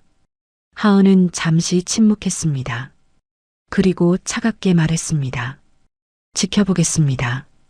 여러분이 앞으로 어떻게 하시는지. 하은은 돌아서서 회의실을 나갔습니다. 뒤로 미경의 흐느끼는 소리가 들렸지만 하은은 멈추지 않았습니다. 복도를 걸으며 하은은 가슴이 답답했습니다. 복수는 달콤할 줄 알았는데 쓰디쓴 맛만 남았습니다. 이게 내가 원했던 걸까? 하은은 속으로 물었습니다. 한 달이 지났습니다. 하은은 SJ테크에 새로운 경영진을 투입했습니다. 부채를 정리하고 새로운 프로젝트를 시작했습니다. 회사는 빠르게 안정을 되찾았습니다. 하지만 준호 가족은 달랐습니다. 상철은 이사 자리에서 물러나 고문직으로 밀려났습니다. 실권 없는 자리입니다. 미경은 회사에 나올 이유조차 없어졌습니다. 준호만이 평직원으로 남아 일하고 있습니다. 어느 날 오후 하은은 SJ테크를 방문했습니다. 정기 점검 차 온 것입니다. 직원들은 하은을 보고 긴장한 채 인사했습니다. 회장님, 어서 오십시오. 하은은 각 부서를 둘러봤습니다. 그리고 영업팀 사무실에서 준호를 마주쳤습니다. 준호는 서류를 들고 있다가 하은을 보고 멈췄습니다. 회장님, 준호가 어색하게 인사했습니다. 일 열심히 하고 계시네요. 하은이 담담하게 말했습니다. 네. 준호는 고개를 숙였습니다. 과거에는 당당했던 준호가 이제는 초라해 보입니다. 하은은 준호를 지나쳐 걸어갔습니다. 뒤돌아보지 않았습니다. 준호는 그런 하은의 뒷모습을 바라보며 주먹을 쥐었습니다. 회의실에서 보고를 받던 중 비서가 급히 들어왔습니다. 회장님, 밖에서 소란이 일어났습니다. 무슨 일입니까? 하은이 물었습니다. 최미경 여사께서 찾아오셨습니다. 비서가 조심스럽게 말했습니다. 하은은 잠시 망설이다가 말했습니다. 들어오시라고 하세요. 문이 열리고 미경이 들어왔습니다. 한 달 사이에 많이 늙어 보입니다. 얼굴에는 주름이 깊어졌고 눈 밑에는 다크서클이 있습니다. 하은 씨, 미경이 떨리는 목소리로 말했습니다. 회장이라고 부르십시오. 하은이 차갑게 말했습니다. 미경은 입술을 깨물었습니다. 회장님, 부탁이 있습니다. 말씀하세요. 하은이 팔짱을 끼며 말했습니다. 우리 남편을 제발 완전히 쫓아내지는 말아주세요. 미경이 눈물을 흘렸습니다. 고문직이라도 남겨주세요. 평생 이 회사에 바친 사람입니다. 하은은 미경을 바라봤습니다. 한때 자신을 무시하고 결혼식장에서 모욕했던 그 여자. 지금은 눈물을 흘리며 애원하고 있습니다. 기억하십니까? 하은이 조용히 물었습니다. 결혼식 날 제게 뭐라고 하셨는지. 미경의 얼굴이 창백해졌습니다. 그건 분식집 딸은 우리 집안에 들어올 자격 없다고 하셨죠. 하은의 목소리는 차갑습니다. 제 앞에서 손가락질하시며 쫓아내셨습니다. 미경은 고개를 떨구었습니다. 미안합니다. 정말 미안합니다. 지금 와서 미안하다고 다 되는 겁니까? 하은이 물었습니다. 미경은 무릎을 꿇었습니다. 제발 용서해 주세요. 제가 잘못했습니다. 하은은 미경을 내려다봤습니다. 복수는 이루었습니다. 자신을 모욕했던 사람이 무릎 꿇고 있습니다.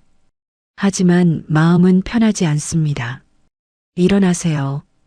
하은이 말했습니다. 미경이 고개를 들었습니다. 그럼 상철 회장님은 계속 고문으로 계실 수 있습니다. 하은이 말했습니다. 하지만 조건이 있습니다. 무엇이든 하겠습니다. 미경이 대답했습니다. 다시는 저를 무시하지 마세요.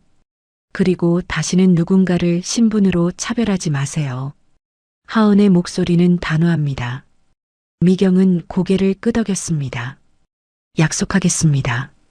미경이 떠나고 하은은 혼자 창밖을 바라봤습니다.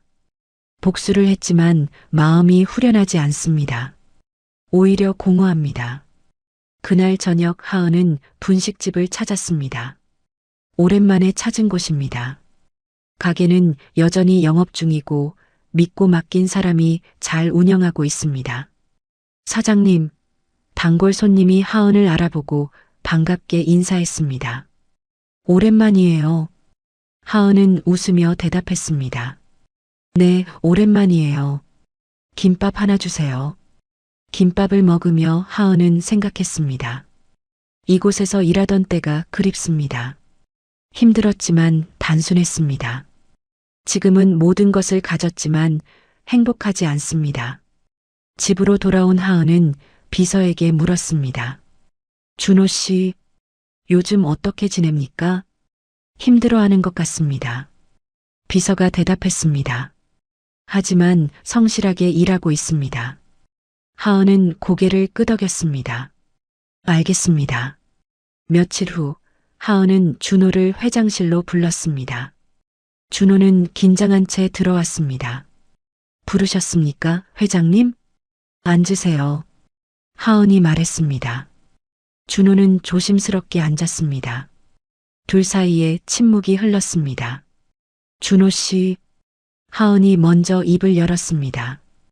후회하십니까? 준호는 고개를 들어 하은을 바라봤습니다. 네, 매일 후회합니다. 무엇을요? 하은이 물었습니다. 당신을 지키지 못한 것을. 준호의 목소리는 떨렸습니다. 결혼식 날 어머니 편을 든 것을, 당신 손을 놓아버린 것을. 하은은 준호를 바라봤습니다. 진심 어린 눈빛입니다. 하은아, 준호가 말했습니다. 다시 시작할 수 없을까? 하은은 고개를 저었습니다. 안 됩니다. 왜? 준호가 물었습니다. 신뢰가 깨졌으니까요. 하은이 말했습니다. 준호 씨는 저를 사랑한다고 했지만 정작 중요한 순간에 저를 버렸습니다. 그런 사람과 다시 시작할 수 없습니다. 준호는 고개를 떨구었습니다. 미안합니다. 정말 미안합니다. 일어나세요. 하은이 말했습니다. 그리고 열심히 사세요. 그게 저에게 할 수 있는 최선입니다. 준호는 일어나 인사하고 방을 나갔습니다. 문이 닫히고 하은은 혼자 남았습니다. 창밖으로 서울 야경이 펼쳐집니다. 화려한 불빛들. 하은은 모든 것을 가졌습니다. 돈도 권력도 복수도. 하지만 여전히 공허합니다. 이제 뭘 해야 하지? 하은은 스스로에게 물었습니다. 그날 밤 하은은 할아버지 사진 앞에 앉았습니다. 할아버지, 제가 잘하고 있는 걸까요? 사진 속 할아버지는 따뜻하게 미소 짓고 있습니다. 2달이 더 지났습니다. 하은은 회사 경영에 전념했습니다. 한빛그룹은 순조롭게 성장했고 SJ테크도 회복세를 보였습니다. 하지만 하은의 마음속 공허함은 채워지지 않았습니다. 어느 날 하은은 이사회에서 중요한 안건을 다뤘습니다. SJ테크의 구조조정을 진행하겠습니다. 하은이 발표했습니다. 불필요한 인력을 정리하고 효율을 높이겠습니다. 임원들이 고개를 끄덕였습니다. 좋은 결정입니다, 회장님. 하지만 하은의 비서가 조심스럽게 물었습니다. 회장님, 그럼 박준호 씨도 정리 대상에 포함됩니까? 하은은 잠시 멈췄습니다. 준호. 그 이름을 들으니 마음이 복잡해집니다. 아니요. 하은이 말했습니다. 준호 씨는 유지합니다. 일을 잘하고 있으니까요. 며칠 후 구조조정 명단이 발표됐습니다. 10여 명의 직원이 정리 대상에 올랐지만 준호는 포함되지 않았습니다. 준호는 명단을 보고 안도의 한숨을 쉬었습니다. 그날 저녁 준호는 용기를 내어 하은에게 문자를 보냈습니다. 회장님, 저를 남겨주셔서 감사합니다. 열심히 일하겠습니다. 하은은 문자를 읽고 답장하지 않았습니다. 그저 화면을 바라보다가 휴대폰을 내려놓았습니다. 한편 미경은 집에서 혼자 시간을 보내고 있었습니다. 예전처럼 친구들과 모임도 없고 사교 활동도 사라졌습니다. 남편은 회사에서 명목상의 자리만 유지하고 있고 아들은 평사원으로 일하고 있습니다. 모든 것이 달라졌습니다. 미경은 거울 앞에 앉아 자신의 얼굴을 바라봤습니다. 늙어 보입니다. 그리고 후회스럽습니다. 내가 왜 그랬을까?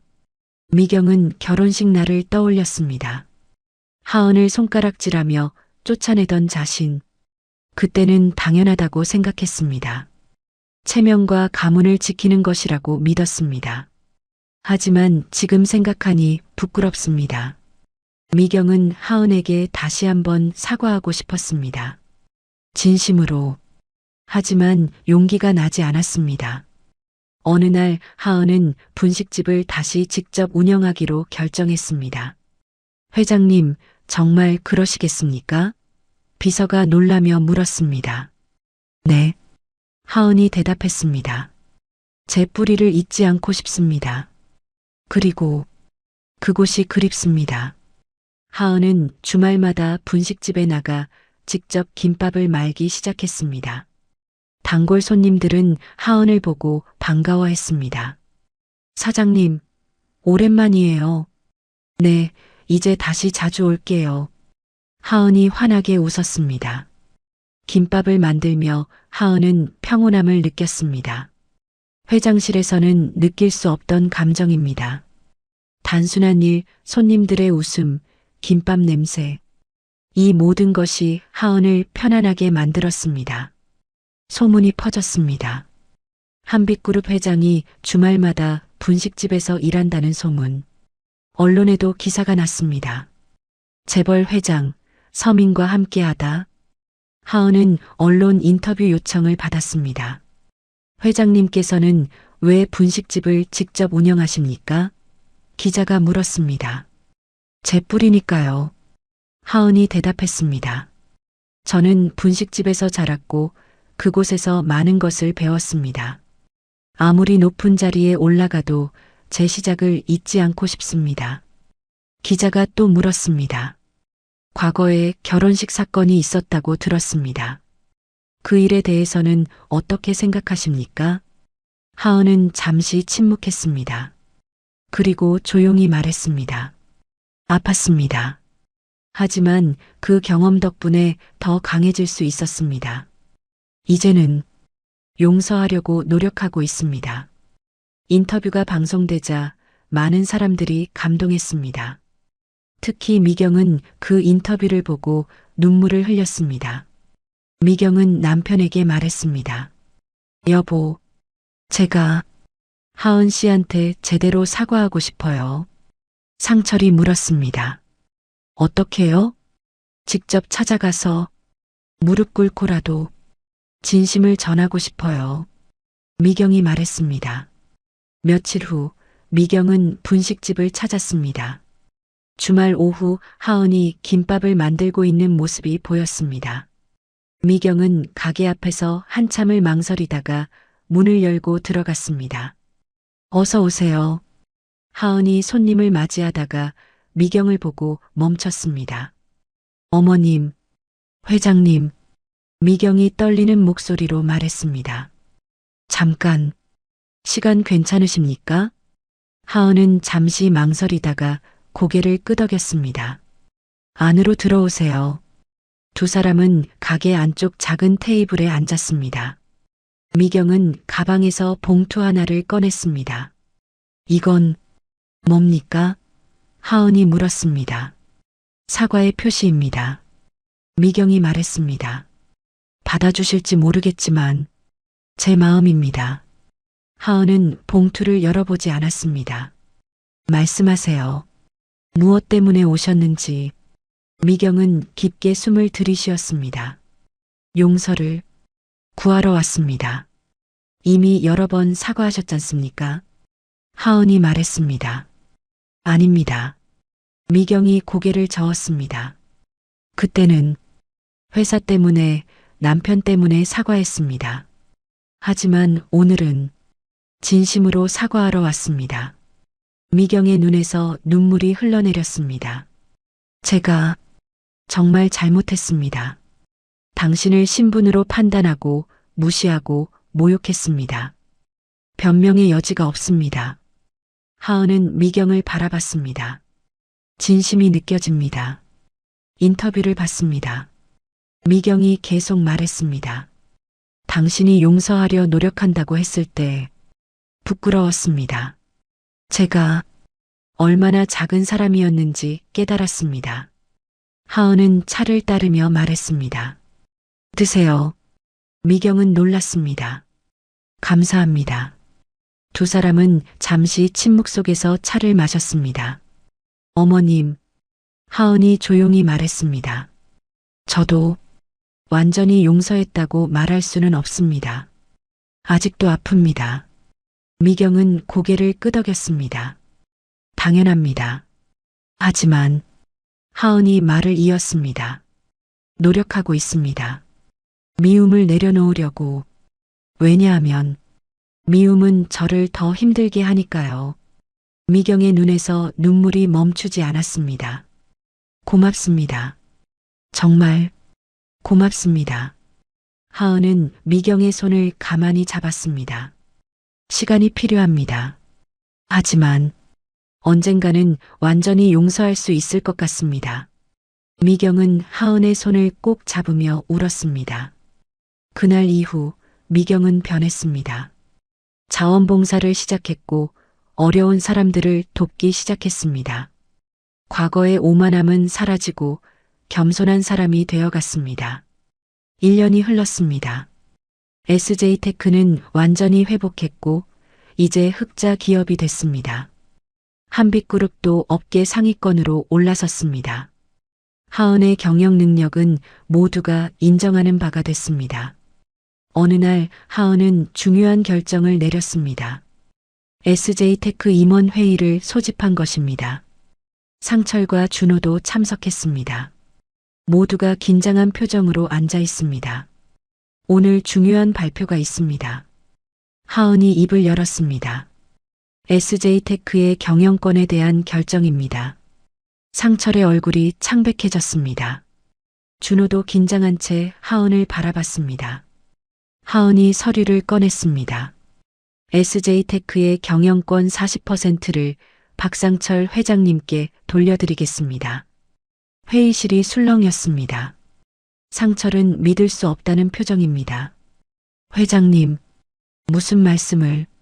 조건이 있습니다. 하은이 말을 이었습니다. 앞으로 이 회사를 제대로 경영하셔야 합니다. 그리고 직원들을 신분이나 배경으로 차별하지 마십시오. 상철은 눈물을 글썽이며 고개를 숙였습니다. 감사합니다. 정말 감사합니다. 감사할 것 없습니다. 하은이 말했습니다. 이건 용서가 아니라 기회입니다. 다시 시작할 기회를요. 회의가 끝나고 준호가 하은을 따라 나왔습니다. 회장님, 잠깐만요. 하은이 멈춰섰습니다. 무슨 일입니까? 왜 이런 결정을 하신 겁니까? 준호가 물었습니다.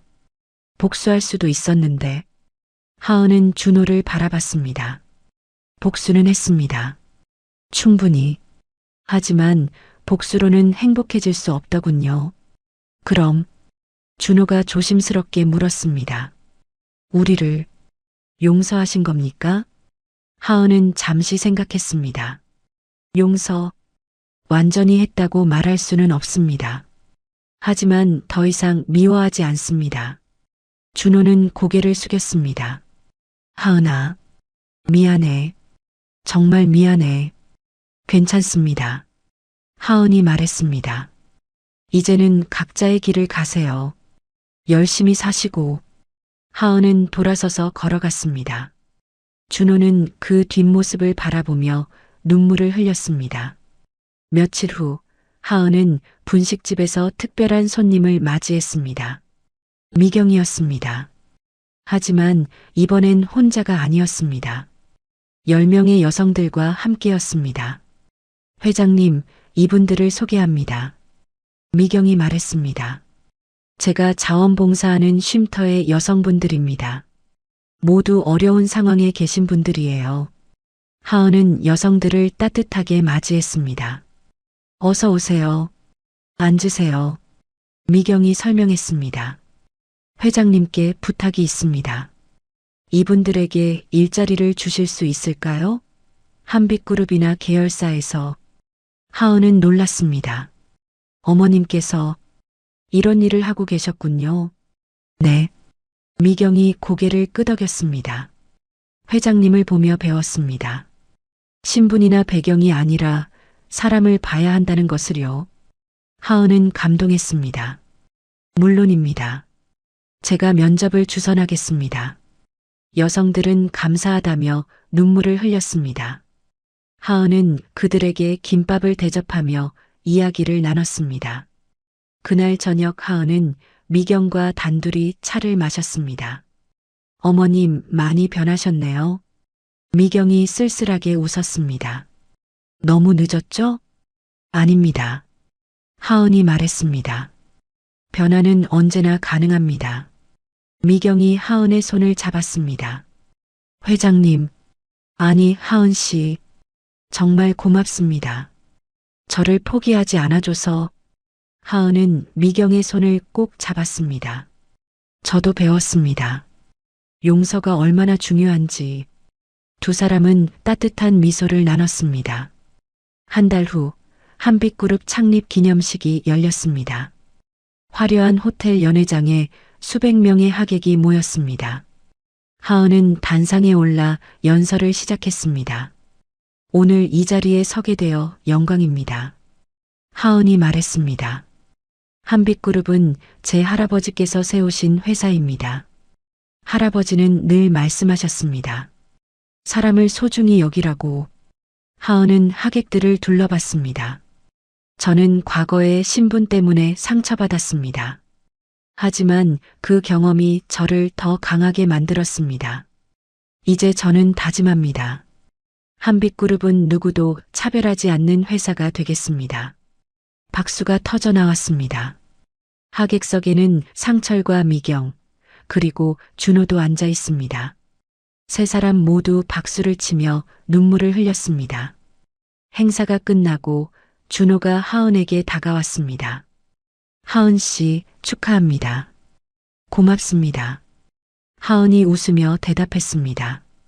하은 씨, 준호가 조심스럽게 말했습니다. 나는 평생 당신을 잊지 못할 것 같아. 하은은 준호를 바라봤습니다. 준호 씨도 좋은 사람 만나세요. 행복하게 사세요. 당신은? 준호가 물었습니다. 저도 제 길을 갈 겁니다. 하은이 대답했습니다. 이제는 저를 위해 살려고요. 준호는 고개를 끄덕이며 물러났습니다. 이것이 두 사람의 마지막 대화였습니다. 며칠 후 하은은 중요한 발표를 했습니다. 분식집을 확장해서 사회적 기업으로 만들겠다는 것입니다. 이 분식집은 어려운 분들에게 일자리를 제공할 겁니다. 하은이 기자회견에서 말했습니다. 그리고 수익금은 전액 자선단체에 기부하겠습니다. 언론은 하은의 결정을 크게 보도했습니다. 재벌 회장, 나눔 경영 실천. 미경은 뉴스를 보며 눈물을 흘렸습니다. 정말 대단한 사람이야. 상철이 옆에서 말했습니다. 우리가 얼마나 좁은 시각으로 살았는지 알겠소. 미경은 고개를 끄덕였습니다. 이제라도 배워야죠. 그날 밤 하은은 할아버지 사진 앞에 앉았습니다. 할아버지, 제가 잘하고 있는 거 맞죠? 사진 속 할아버지는 여전히 따뜻하게 미소 짓고 있습니다. 하은은 창밖을 바라봤습니다. 별이 빛나는 밤입니다. 복수는 끝났고 용서도 시작됐습니다. 이제 남은 건 자신의 행복입니다. 이제 내 차례야. 하은이 스스로에게 속삭였습니다. 1년 후 봄입니다. 벚꽃이 만개한 서울거리. 하은은 분식집 앞에 서 있습니다. 간판이 새로 바뀌었습니다. 하은이네 분식 마이너스 희망을 나누는 곳. 가게 안에서는 여러 사람들이 일하고 있습니다. 쉼터에서 온 여성들, 경력 단절 주부들, 어려운 형편의 청년들, 모두 하은이 고용한 사람들입니다. 사장님, 김밥 주문 들어왔어요. 직원 하나가 밝게 웃으며 말합니다. 네, 금방 만들게요. 하은도 환하게 웃으며 대답합니다. 하은은 앞치마를 두르고 김밥을 만들기 시작합니다. 손놀림은 여전히 익숙합니다. 과거로 돌아간 것 같지만 모든 것이 달라졌습니다.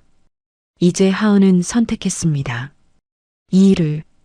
점심시간 손님들이 가득 들어찹니다. 회사원들, 학생들, 동네 주민들 모두가 하은의 김밥을 좋아합니다. 사장님, 여기 김밥 정말 맛있어요. 한 손님이 말합니다. 감사합니다. 정성껏 만들었어요. 하은이 웃으며 대답합니다. 가게가 잠시 한산해진 오후, 하은은 밖으로 나와 벤치에 앉았습니다. 따뜻한 봄바람이 불어옵니다. 평화롭습니다. 그때 누군가 다가왔습니다. 미경입니다. 손에는 꽃다발을 들고 있습니다. 하은 씨, 이거. 미경이 꽃다발을 건넵니다.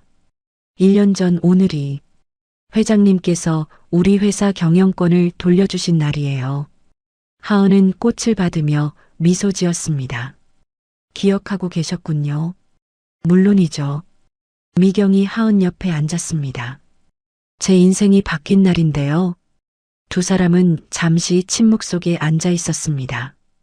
편안한 침묵입니다. 하은 씨, 미경이 조심스럽게 물었습니다. 후회 안 하세요? 회장 자리 내려놓고 여기서 김밥 만드는 거. 하은은 고개를 저었습니다. 아니요. 전혀요. 오히려 지금이 가장 행복해요. 정말요? 미경가 놀라며 물었습니다. 네. 하은이 대답합니다. 회장실에 앉아 있을 때는 늘 공허했어요. 하지만 여기서 손님들 보며 김밥 만들 때는 마음이 따뜻해져요. 미경은 하은의 손을 잡았습니다. 대단하세요. 정말. 하은은 웃으며 말했습니다. 한빛그룹은 좋은 경영진한테 맡겼어요. 잘 굴러가고 있고요. 저는 이게 더 맞는 것 같아요. 그날 저녁 하은은 가게 문을 닫고 정리를 했습니다. 직원들이 하나둘 퇴근하고 마지막으로 하은 혼자 남았습니다. 가게 안을 둘러보며 하은은 미소 지었습니다. 할아버지, 제가 제대로 된 선택을 한 것 같아요. 문 밖에서 누군가 노크했습니다. 하은이 문을 열자 아이들 여럿이 서 있습니다. 언니, 김밥 주세요. 아이들이 환하게 웃으며 말합니다. 하은은 아이들을 안으로 들였습니다. 들어와. 언니가 특별히 만들어줄게. 아이들은 자리에 앉아 하은을 바라봤습니다. 하은은 정성껏 김밥을 만들어 아이들에게 나눠줬습니다. 맛있어요. 아이들이 김밥을 먹으며 웃었습니다. 하은은 아이들의 웃는 얼굴을 보며 행복했습니다. 이것입니다. 하은이 원했던 것. 돈도 권력도 복수도 아닌 사람들과 함께 웃는 것. 아이들이 떠나고 하은은 혼자 가게를 정리했습니다. 그때 휴대폰이 울렸습니다. 비서에게서 온 문자입니다. 회장님, 한빛그룹이 올해도 업계 1위를 기록했습니다. 축하드립니다. 하은은 미소 지으며 답장했습니다. 수고하셨습니다. 모두에게 감사하다고 전해주세요. 회장 자리는 내려놓았지만 하은은 여전히 대주주입니다. 회사는 잘 돌아가고 있고 하은은 멀리서 지켜보고 있습니다. 며칠 후 하은은 특별한 행사를 열었습니다. 분식집 확장 오픈식입니다. 옆 가게를 인수해서 공간을 2배로 넓혔습니다. 그리고 더 많은 사람을 고용했습니다. 오픈식에는 많은 사람이 참석했습니다. 미경과 상철, 그리고 준호도 왔습니다. 옛 단골 손님들, 하은이 도운 사람들, 언론까지. 하은이 마이크를 잡고 말했습니다. 오늘 이 자리에 와주셔서 감사합니다. 이 분식집은 단순히 장사하는 곳이 아닙니다. 희망을 나누는 곳입니다. 박수가 터져 나왔습니다. 하은이 계속 말했습니다. 저는 과거에 많은 상처를 받았습니다. 하지만 그 상처가 저를 더 강하게 만들었습니다. 이제 저는 같은 아픔을 겪는 사람들을 돕고 싶습니다. 미경은 눈물을 흘리며 박수를 쳤습니다. 준호도 조용히 미소 지었습니다. 복수는 끝났고 용서도 했습니다. 하은이 말했습니다. 이제는 저를 위해 그리고 이웃을 위해 살려고 합니다. 함께 해주세요. 행사가 끝나고 사람들이 하나씩 떠났습니다. 준호가 마지막으로 하은에게 인사했습니다. 하은 씨, 행복하세요. 준호가 말했습니다. 준호 씨도요. 하은이 웃으며 대답했습니다. 두 사람은 악수를 나눴습니다. 이것이 진짜 마지막 인사였습니다. 그날 밤 하은은 가게 창가에 앉아 서울 야경을 바라봤습니다. 화려한 불빛들, 저 불빛 중 일부는 한빛그룹 건물입니다. 한때 하은이 있던 곳. 하지만 후회는 없습니다. 이곳이 하은의 자리입니다. 테이블 위에는 할아버지 사진이 놓여 있습니다. 하은은 사진을 쓰다듬으며 속삭였습니다. 할아버지, 저 이제 행복해요. 진짜로요. 창밖으로 아이들이 뛰어가는 모습이 보입니다. 웃으며 뛰는 아이들. 밝은 미래를 향해 달려가는 아이들. 하은도 웃었습니다. 복수도 끝났고 상처도 지나갔습니다. 이제는 하은이 살 차례입니다. 자신을 위해, 이웃을 위해. 문 밖에는 여전히 사람들이 오가고 있습니다. 하은의 표정에는 더 이상 울음도 분노도 아닌 단단한 평온함이 있습니다. 내일도 하은은 이곳에서 김밥을 만들 것입니다. 손님들을 맞이하고 웃으며 대화하고 희망을 나눌 것입니다. 이것이 하은이 선택한 삶입니다. 완벽하지 않지만 진실한 삶. 화려하지 않지만 따뜻한 삶. 하은은 앞치마를 가지런히 개며 조용히 속삭였습니다. 내일도 좋은 하루가 되겠지. 그리고 미소 지었습니다. 진심 어린 미소였습니다. 귀한 시간 내어 이 영상을 함께 해주셔서 진심으로 감사합니다. 여러분의 한 번 시청, 한 줄 댓글이 저에게 큰 힘이 됩니다. 앞으로도 마음을 어루만지는 이야기로 보답드리겠습니다. 항상 건강하시고 따뜻한 하루 보내세요.